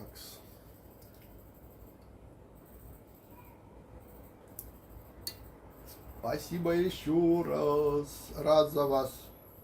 Дядь Лень, салют. Отправил небольшую благодарность на донейшн. Вы крутой дядька. Вау, двоечник, спасибо тебе. Это ты уже в троечники перешел. Спасибо, честно. Я действительно крутой дядька. Я прямо там ролик снял, блин, какой я крутой. Вот зайдите, нажмите спонсировать. И даже если денег нет, можете дальше не спонсировать. Но посмотрите мой ролик. Там сразу начнется ролик, я его только вчера снял. Промоушен. Да, промоушен я вчера снял. Так что жмите кнопку спонсировать вот тут под видео. И посмотрите хотя бы промоушен. Там все равно рекламы нет на промоушене. Но там есть вся объясняловка. Так что все, двоечник, мы тебя переводим в троечники. Вот. Леня, ну ты... Так, видели в ваших видео, что международные посылки в Аргентине это проблема из-за дорогой растаможки. Насколько примерно дорого получается из Европы свои инструменты для работы почтой? Спасибо. Смотрите, тут вопрос, что не только из-за дорогой растаможки. Я вам сейчас немножко объясню. Тут в связи с тем, что аргентинскому правительству вечно не хватает долларов. И это, как правило, в основном, вот когда это правительство, эта партия правит, блин, вечно не хватает долларов. Они пытаются запретить все, где аргентинцы могут доллары потратить. Ну, к примеру, там поезд за рубеж, там ты что-то покупаешь, значит, дорого, ты должен его покупать. Если ты покупаешь там, не знаю, ты хочешь оплатить антивирус, еще что-то, тебе могут заблокировать карточки. В каком плане заблокировать? Не то, что твоя карточка заблокирована. Ну, допустим, у меня есть долларовый счет в аргентинском банке, у меня есть карточка. Я хочу на Алиэкспресс что-то купить. Если я введу свою карточку раньше, когда до этого правительства, оно спокойно оплачивалось, да и все. Да и все, снималось себе долларами, да и снималось. А теперь нет, тебе пишет, не проходит, платеж не проходит, не проходит. То есть как бы неофициально все аргентинские карточки для покупки за рубежом заблокированы. Но если ты даже, к примеру, имеешь другую карточку, еще в другой стране, и взял эту, или там каким-то образом через PayPal какой-то оплатил эту фигню, и оно придет в Аргентину, то теперь получается, они пытаются обобрать тебя налогами на получение. Во-первых, сюда приходит довольно быстро. Возьмем просто Китай. Не будем думать, когда он там с коронавирусом, а когда до коронавируса. То после того, как ты купил что-то на Алиэкспресс, оно, в принципе, через 2 недельки уже как бы в Аргентине и появлялось. Но сама Аргентина, вот тут начинаются заморочки. То есть после того, как оно показало вам, что оно прилетело в Аргентину, вы извещение от почты о том, что оно тут появилось, будете ждать еще месяц. То есть почта месяц будет в Аргентине морочить голову до тех пор, пока вы получите извещение о том, что у вас вообще есть посылка. Потом, тут придумали такую фишку, что посылки как бы из-за рубежа, если ты не фирма, потому что есть фирмы, которые зарегистрированы на таможне, которые зарегистрированы налоговые, как и импортеры товаров. Это большие фирмы, это другой вопрос. Мы берем простого человека. Простой человек, разрешено ему где-то 12 посылок в год получить из-за рубежа. И эти посылки, если не превышают $50, то бралось только в Песах вот тут за доставку по городу. Тоже не маленькая сумма на почту, но и не сильно большая, скажем так, нормальненькая. А если она превышает $50, то тут сразу половину от превышения $50 ты платишь налога. То есть, к примеру, ты купил что-то за $1000. Оно насколько превышает? На $950 превышает $50. То есть 1000 минус 50 разрешенных, получается 950. 950 дели пополам, и половина это как раз налоги, которые ты должен заплатить государству за получение посылки. Понимаете? А потом на все на это еще и derecho de importación. И получается, что ты, к примеру, вот возьмем 1000. 1000 минус это 950. 950 поделить на 2 плюс derecho de importación на всю сумму, ну где-то около $600-650 ты должен налога заплатить. Человек спрашивает из Европы свои инструменты для работы. То Да, какая разница? всё равно Он это- пересылать хочет почтой. Нет, я имею в виду, люди многие спрашивают, а если мне это подарок, а если мне подарили? А без Неважно. разницы, без разницы. Ты помнишь, когда ты получала от Люды, когда ты получал там Люду, когда ты получала от Люды подарки? Так я что же говорю, Они неважно, все равно их заценят. подарок или не подарок. Мне Вы когда-то, должны это оценить. когда-то в начале моей деятельности, как говорят, рыболовного канала, мне китайцы присылали на обзор продукцию рыболовную. Чтобы я делал видео и, во-первых, пользовался этой продукцией, а во-вторых, китайцам было видно, что я делаю видео и, ну, как бы делаю рекламу в Аргентине таких товаров, там, катушки, рыболовные удочки, всякая вот эта фигня. И вот когда я получил больше 12 посылок, они мне начали говорить, что мы не будем отдавать тебе посылки, потому что ты их продаешь. Я говорю, я не продаю, я делаю видео и пользуюсь сами. Нет, говорит, докажи, что ты не продаешь. А что я должен доказывать, что я продаю? Ну, в конечном итоге мне не отдали посылку. Отправили назад в Китай. А один раз пришла посылка, и они говорят, сколько это стоит. Там лежала, не помню что, то ли рация, то ли что-то такое для каяка, чтобы в океане водонепроницаемая рация. И я говорю, она бесплатная. То есть, нет, ты должен заплатить налог. Я говорю, вот смотрите, видите, 0, она бесплатная. Ее выслали на промоушен, на рекламу ее выслали. То есть, я за нее не На тратил, обзор. на обзор, я не тратил за нее, ну, аргентинских долларов. А знаете, что мне сказали? А нам по барабану, что ты тратил, что ты не тратил. Мы сейчас заходим на сайт европейский какой-нибудь, смотрим, сколько такая модель там стоит, и вот от нее половину заплатить цены в долларах. Хочешь получить? Плати вот так.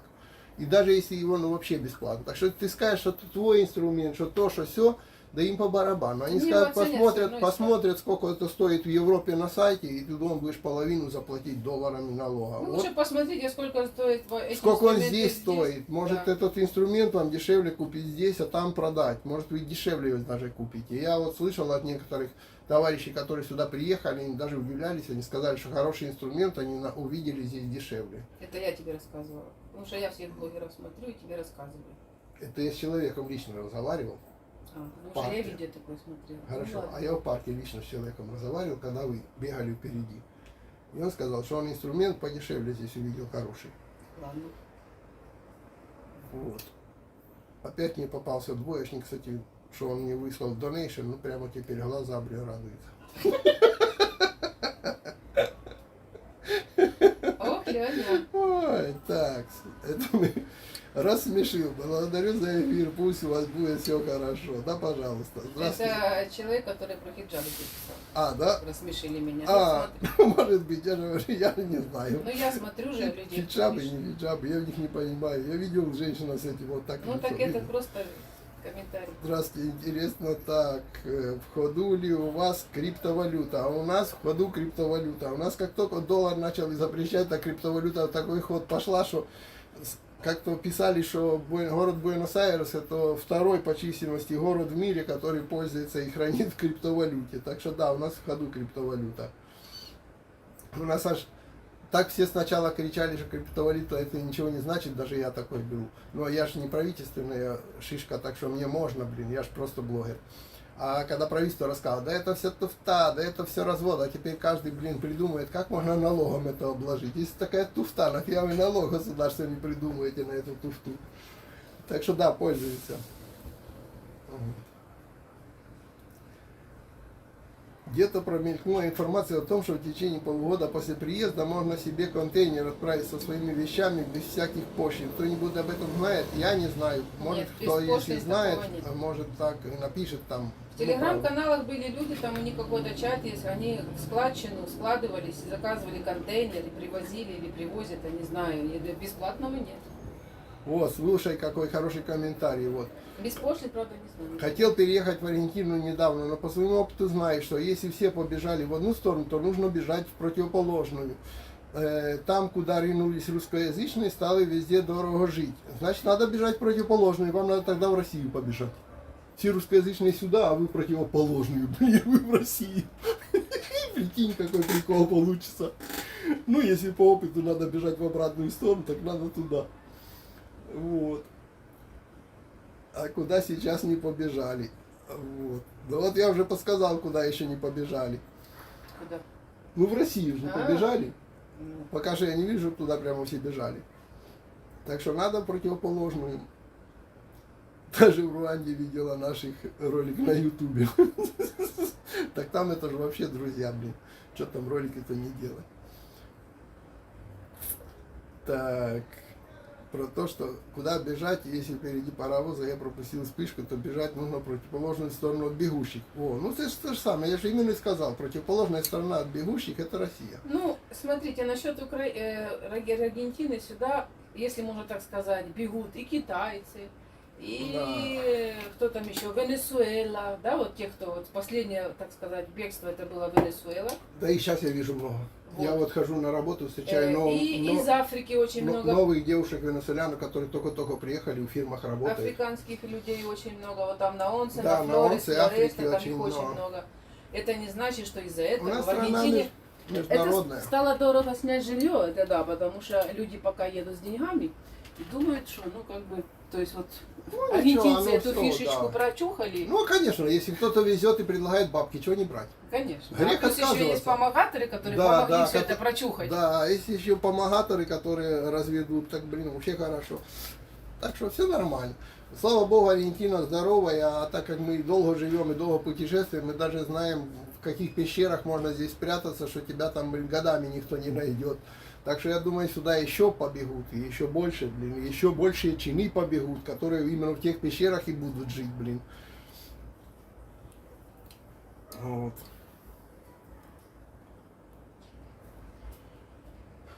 Здравствуйте, большое спасибо за эфир. Инструмент хороший купил, это, наверное, автомеханик Дмитрий, недавно приехавший с женой и дочкой. Видел у него в ролике этот эпизод. Ну, это Света в него в ролике этот эпизод видела. Да, Я просто интересно. с товарищем разговаривал, он тоже купил себе инструмент. Да, я там видела. Вот. Извините, если уже был такой вопрос. Как в Аргентине обстоят дела со стоматологией? Презентация зубов, качество, цены? Уже говорили, да, был такой вопрос насчет стоматологии. Мы рекомендуем частных стоматологов. Очень хорошо, все можно сделать, но... Клиники стоматологические. Да, да, частные клиники, стоматологические кабинеты, стоматологические, все можете сделать, и зубы повставлять, и коронки всякие поделать, и импланты поделать, все это делается в Аргентине. Читайте отзывы, заходите, смотрите да, на все сайты. услуги есть. На Инстаграм, на Фейсбук. Аргентинцы очень пользуются Инстаграмом и Фейсбуком. Туда заходите, ищите клиники, читаете отзывы людей, что они пишут. Вот. Приходите к врачу, первый раз на осмотр заплатили, посмотрели, понравился доктор, не понравился. Есть всякие разные. Есть очень хорошие, крутые доктора. Есть те, кто вчера только выучился и так себе может быть, да, в зависимости. Но найти, то есть, как и везде, есть хорошие, отличные. Стоматология, ну, как сказать, развита. Не то, что вы тут будете без зубов ходить или что. Только, ну, платите, потому что Качество может быть можно в найти том плане, разные. нет, в качестве в том плане, что так как здесь очень, ну не очень, а проблема с импортом товаров, да? Ну, это опять же от этого Стоматологи правительства. иногда- Они начали плакаться, что Да, они могут стоматологи привезти очень то, что шикарный они хотят. материал. Раньше типа с Германии возили шикарный материал, Да. то все, сейчас приходится выкручиваться, что не дают доллары тратить, не дают закупить хороший То есть материал. проблема в этом. Но у это, нас. я думаю, решится, как и все решается, так и это решится. Цены сносные. Да. Так, в России тоже уже дорого. В России очень даже побежали в миграционных службах очереди. Ага, ну хорошо, мы тогда рады, блин. Вот, раз туда тоже все побежали, мы рады за вас. Так, не бежать нужно, а пригодится там, где и родился. Тоже хорошо сказано. Спасибо, много полезной информации. Пожалуйста. Человек не дерево, нужно искать место, где тебе жить комфортно будет. Ну да, то будет как про того червячка, помните, блин, анекдот? Ну вот.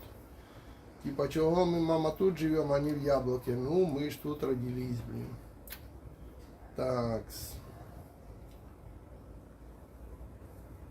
В России беженцам с Украины, в частности из Херсона, выдают сертификаты на приобретение жилья. Семья из 5 человек, к примеру, получает от государства 7,5 миллиона рублей, это 120 тысяч долларов США. Превосходно. Вот я вам расскажу одну историю такую, я тоже как-то думал на этот счет, хотя я вот вообще стрим не про это, но так на всякий случай, да.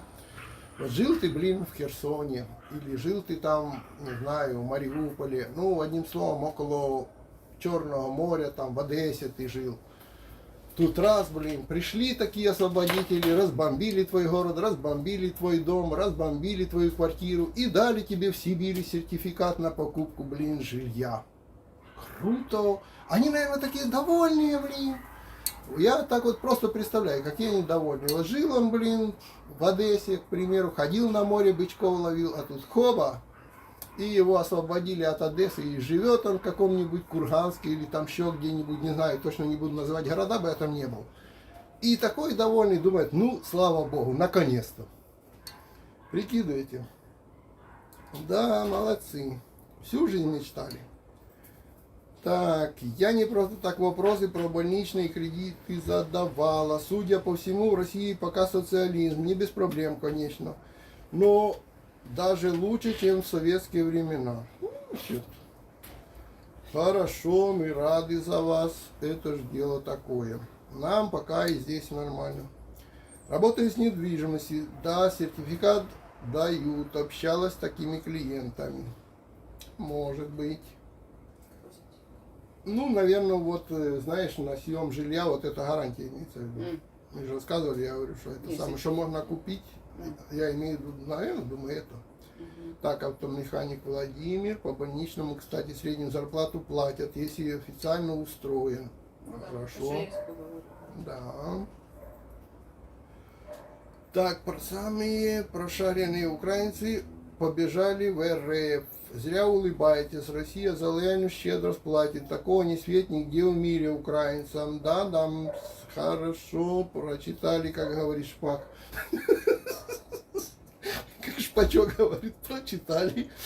Так, Леонид, подскажите, пожалуйста, какие в Аргентине ставки налога на недвижимость? Не знаю. Честно, не знаю, я подсказал, но никогда Вы сначала не узнаете, интересовался. сколько надо показать официального дохода для того, чтобы вам дали эту Недвижимость. кредит, а потом уже интересоваться ставками. Ставки очень дорогие. Не 3, не 4, не 5 и не 6. По-моему, около 20%. Ну, тут же никто не спрашивает про кредит. На недвижимость. Ну да, Ставки ну не налога на на кредит. недвижимость. А это не на кредит? Нет. А что я рассказала? А ты про кредиты. А ты прошу. А надо А недвижимость это когда дом купил и какие налоги он платит. ну, Ну или платит, квартиру он АБЛ купил. платит. Да, что там ну еще? может за землю, АБЛ, это налог на землю, на которой стоит дом. Если налог на богатство. Вот, ну, налог на богатство есть, если ваш дом очень дорогой, это отдельный налог. Ну, а больше такого налога я как бы и не знаю. Об Эле, по-моему, самый на недвижимость такой налог, который именно налог на недвижимость. Ну, на дом там еще есть налог какой-то, если у тебя он собственность, я не знаю сколько. Но люди Ну, платят как правило, чтобы избежать немножко налогов, у нас что делают аргентинцы? Ну, именно на дома, на недвижимость вот такую. Они их не достраивают. То есть, если у него там чуть-чуть кусок крыши недостроенный, он считается недостроен, он еще налоги полные не платит. То есть, они берут там, оставляют перекрытие бетонное на третьем этаже, и говорит, и одну палку ставят, и говорит, у меня тут еще 4-й этаж недостроен. На 3 этажах живет, 4-й считается недостроенный, налог типа, на постройку еще не платит. То есть, как правило, так много тоже кто выкручивается. Так.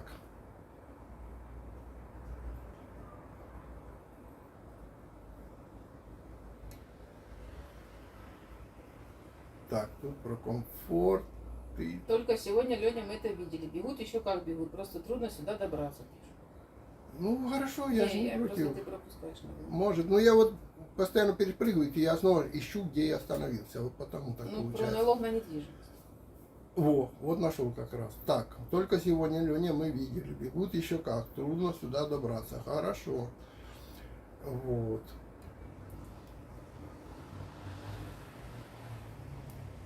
Хотелось бы, чтобы платили за таланты и способности, а не за жополизы. Прочитали. Сертификат в любом регионе дают. Про какой вообще сертификат Не знаю. идут? Я вот тоже так и не понял, про какой сертификат идет речь. Так что, может, мы что-то тут не догоняем, скажем честно.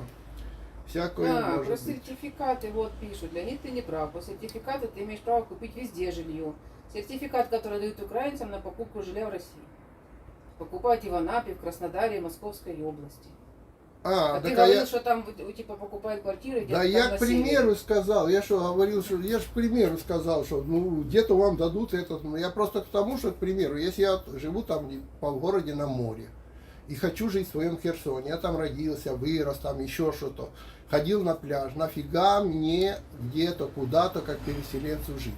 Вот к примеру, когда-то татары или кто там был, которые жили в Крыму там, вот, и их куда-то там переселили. Довольны они были даже от того, что если им где-то дадут жилье. Я вообще не понимаю смысла вот этой вот фиговины, которую там рассказывают. Вот мы вам дадим там жилье. Нахрена? Вот люди жили здесь, они здесь родились, они здесь хотят продолжать Он жить. свою квартиру и так за 120 Да. тысяч продаст. если Он и захочет. свою квартиру и так бы, если бы захотел, продал. Я вообще сам смысл вот этого я не понимаю. Вот вообще вот этого бреда не могу понять. Нафига? Какую пользу В чем приносит радость? Россия от твоего рассказа? Да.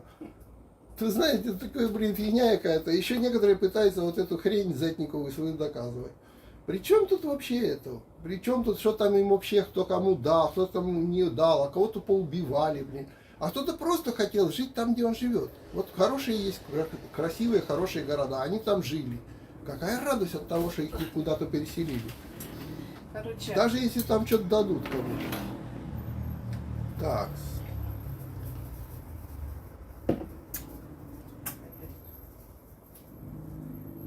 Так, вот ты говоришь, что это правительство мешает импорту товаров, но ведь 90-е начало нулевых та же самая партия привела в Аргентину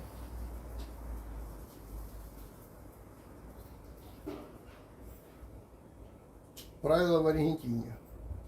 Ну да, и что? партия та же самая, человек Ну, другой. ну и что, Правила что правила, да. Нет, в 90-х годах правил кто? Ну, Мы Кишинер когда пришел, приехали в Кишинер 90-х, пришел. Мы приехали в 96-м. В начале нулевых, В кажется. В начале нулевых. Кишинер, так это совсем другой мужик. Ну да, ну был Кишнер. Да. Это был другой. И что тогда? Начал все лучше жить, лучше стали или что? Ну, типа, что, рассвет произошел в Аргентине от того, что эта партия тогда начала править? Да, вот именно она тогда начала править, и до сих пор от нее не могут избавиться. Только просвет был 4 года более-менее, да и то дурака поставили, А так, конечно, да, правила, вот она и правит с тех пор. Вон, как в некоторых странах, которые тоже по 20, по 28 лет сидят и правят.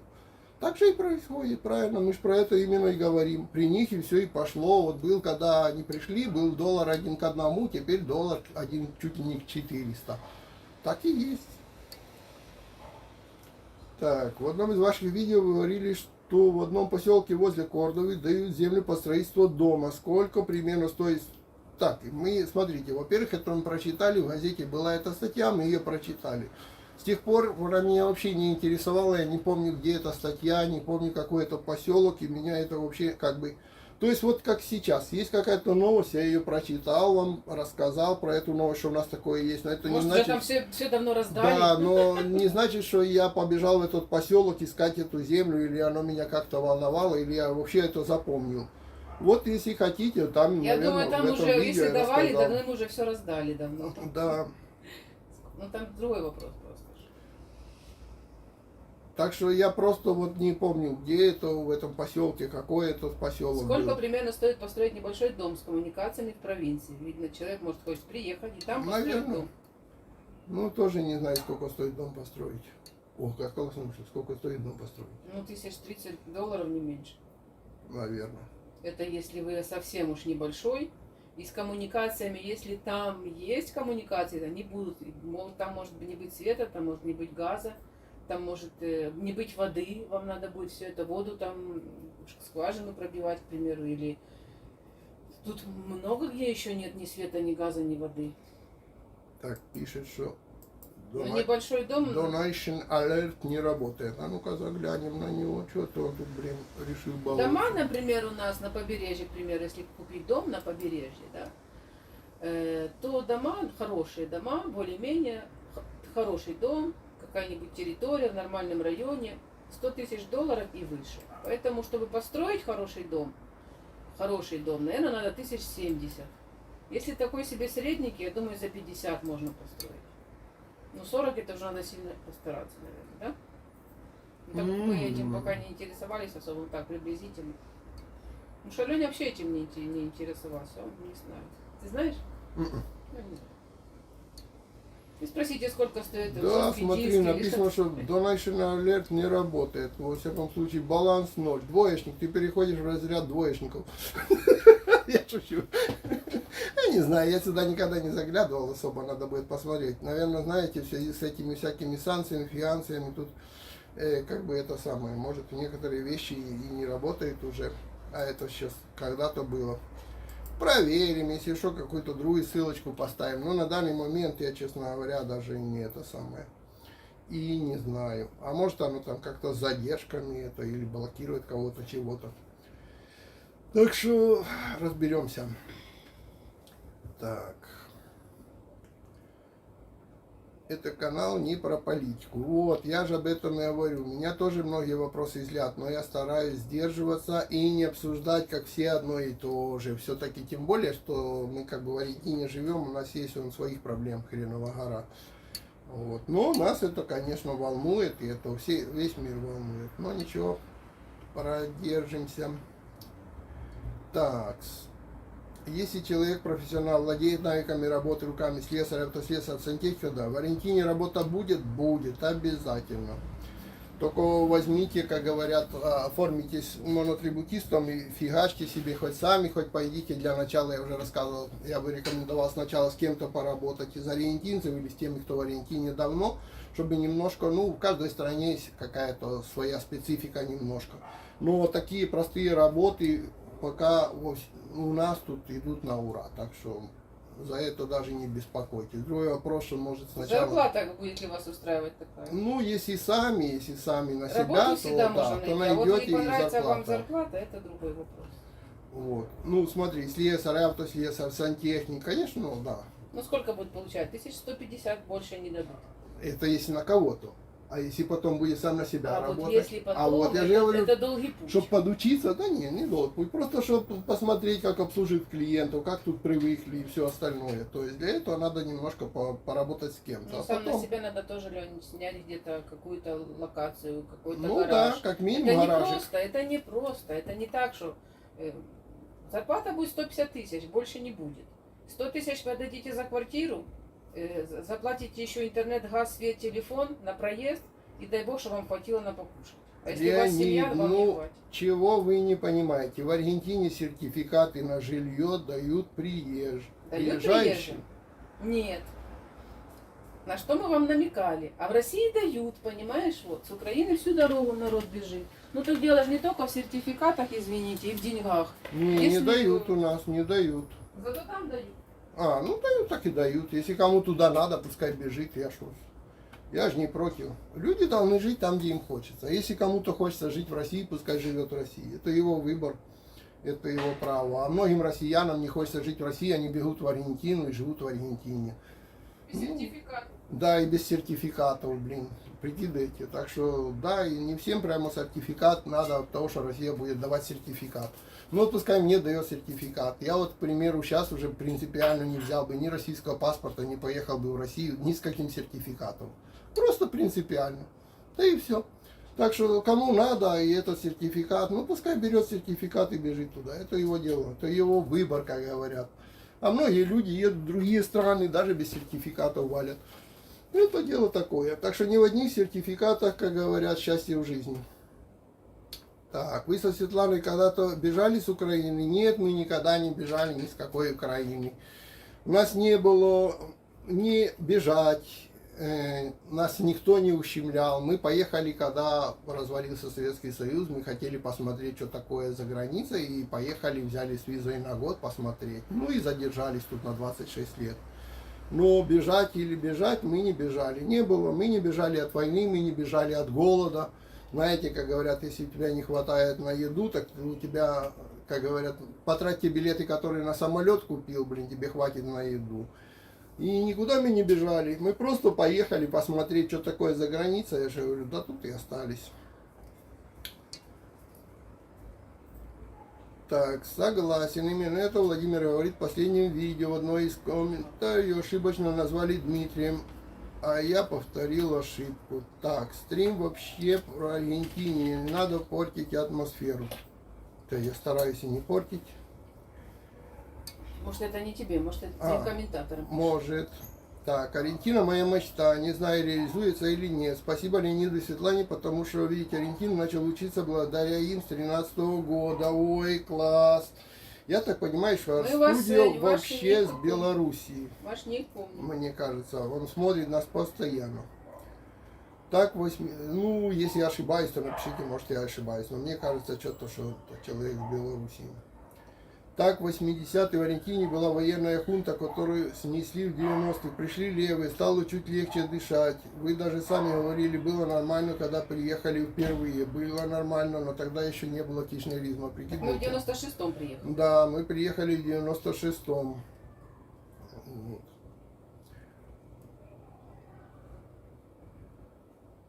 Вы ветеран. Это мы Точно. ветераны тоже. Арстудия ветеран. А мы не ветераны снимать с 13 года. Лень, Ага. ты с 2013 года видео снимаешь? Может быть, я что-то считал. Ну, правда, я Почему с просто не 13? Я не думаю, Ну, что не с 13. считал, ну не знаю. Хочешь, я сейчас загляну на первое видео, когда напечатано, да и скажу, с какого года мы снимаем здесь.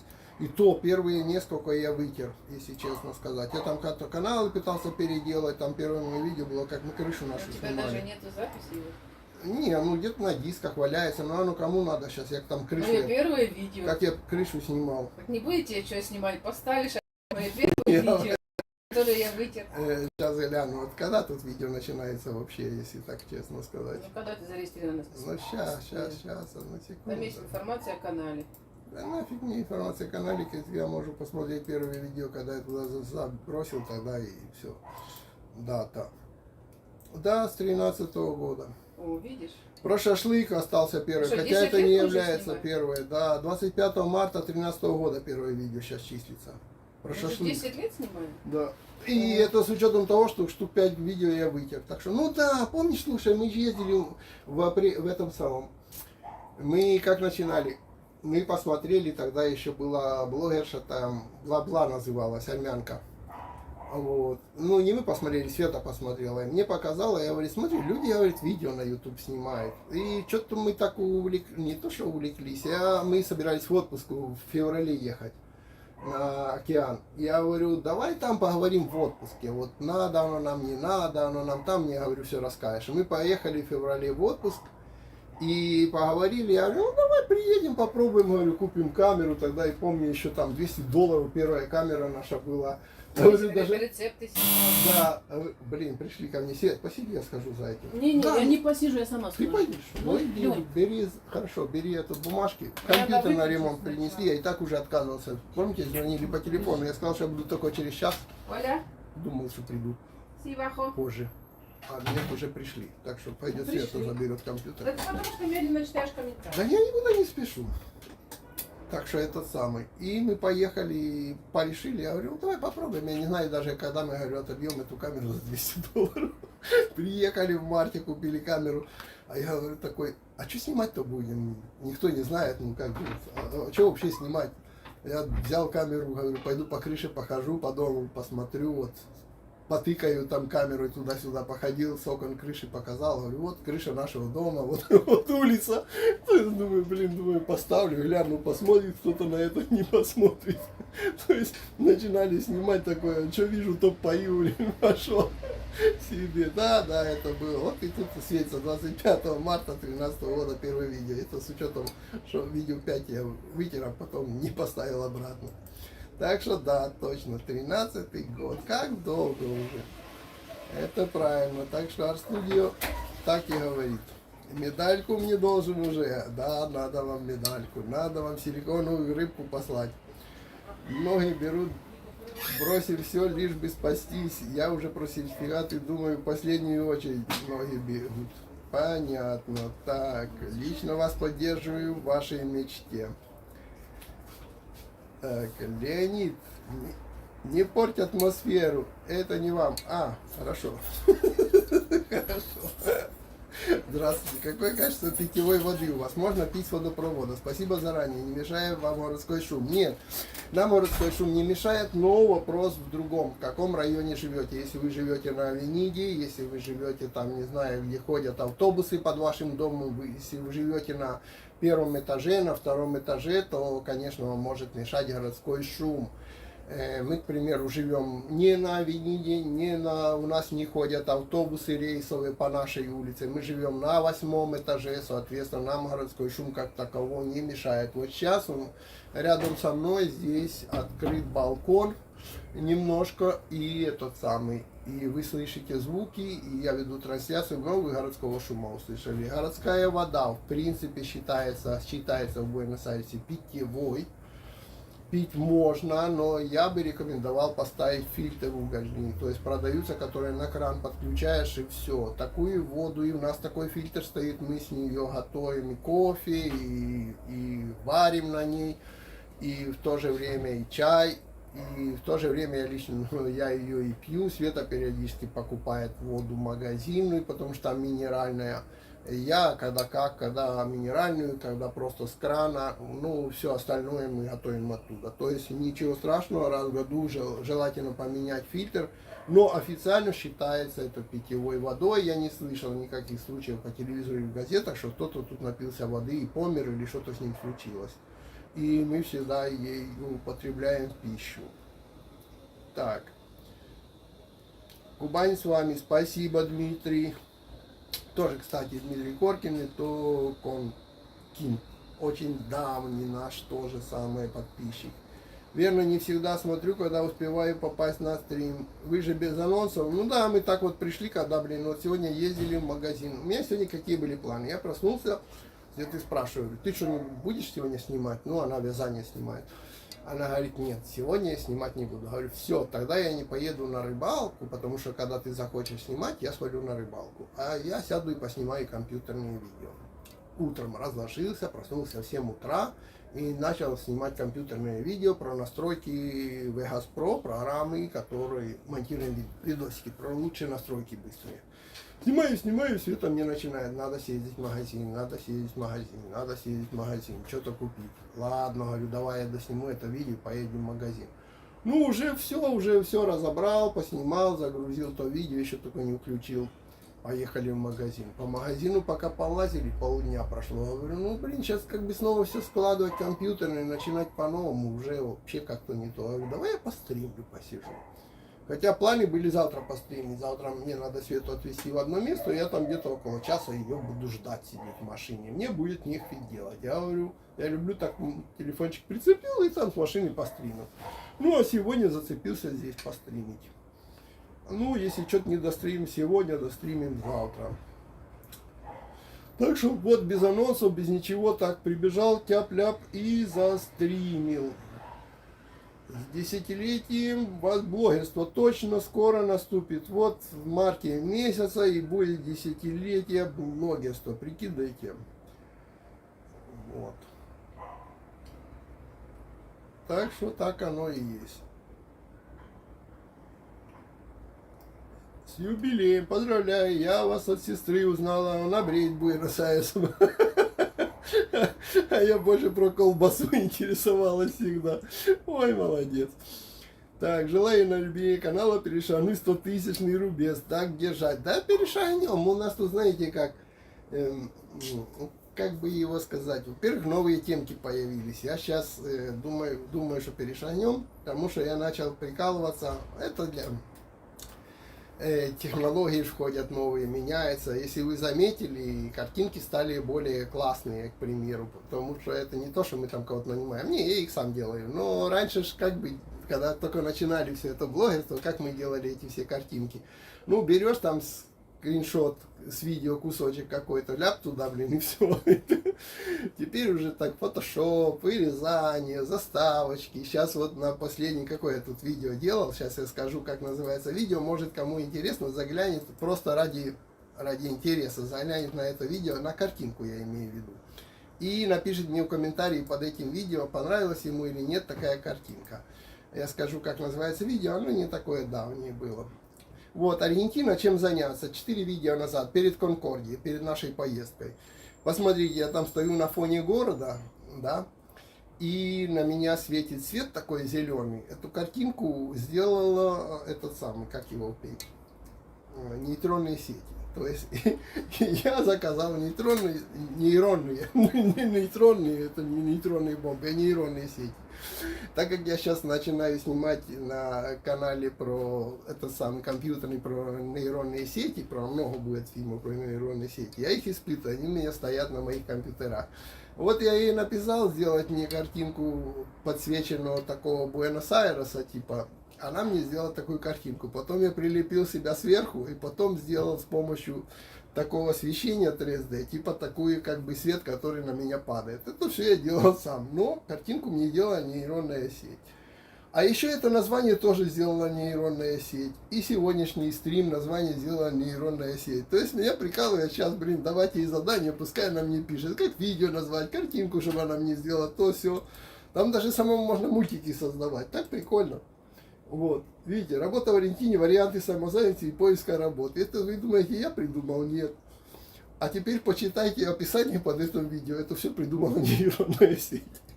Так что мое дело только рот открывать, сидеть, блин, остальное все нейронные сети сделают. Так что я думаю, это все пойдет. Теперь плюс, я уже сказал в начале, на всех каналах мы начали делать обязательно субтитры. И, ну, в принципе, с переводами там...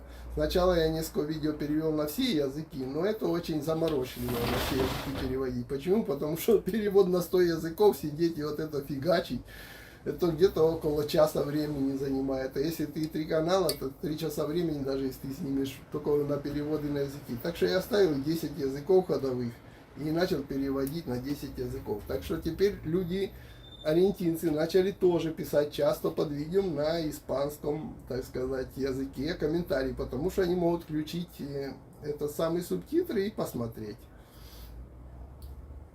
Вот. Так что я думаю, что так как мы начинаем прикалываться со всякими нейронными сетями и со всеми остальными штучками, типа фотошопами там и всякими другими приколами, ну это не все, я думаю, видео станут более интересные. Если вы еще будете писать больше комментариев, хотя бы для того, чтобы, ну, задавать какую-то темку, это было бы интересно. Становитесь вон спонсорами, будем обсуждать темки в закрытых чатах, типа, о чем снять, блин, следующее видео. Прикиньте, как пойдет. И вам интересно, и мне интересно. Так что хорошо, спасибо за пожелание. Принесла? Спасибо. Так, комп на ремонт. Оставлю его, потом посмотрю. Знаете, как в Аргентине? Маньяна. Вот маньяна и посмотрю. Ну а когда? Начало 6-го уже. Да, маньяна. Может, ты такой, что ты можешь и сегодня посмотреть? Да ну нафиг. он мне Сегодня. Сегодня надо чем-то одним заняться. Вот так. Так что Мишель сказала, что она вообще по колбасам больше. Так. Приятно видеть людей, которые любят страну, в которой живут. Не за гражданство или сертификаты. Респект вам. Спасибо огромное. Спасибо. Так. Когда новое видео из оперного? Сестра у меня бредит оперы. Ни одной премьеры не пропускает. Ни одного концерта. Не знаю. А YouTube блокирует такие видео, там же Да, копирайт или там что только такое. можно снимать в оперном, только ну как бы не саму оперу, там можно изредка, так сказать, зал поснимать, немножко рассказать о том, как тут все устроено, но такие видео прямо оперу снимать сразу за копирайт тебя. У нас есть одно видео из Класс, театра, бац, мы и ходили всё. в театр Да, Колонн. да. Посмотрите. Один был про театр Колонн.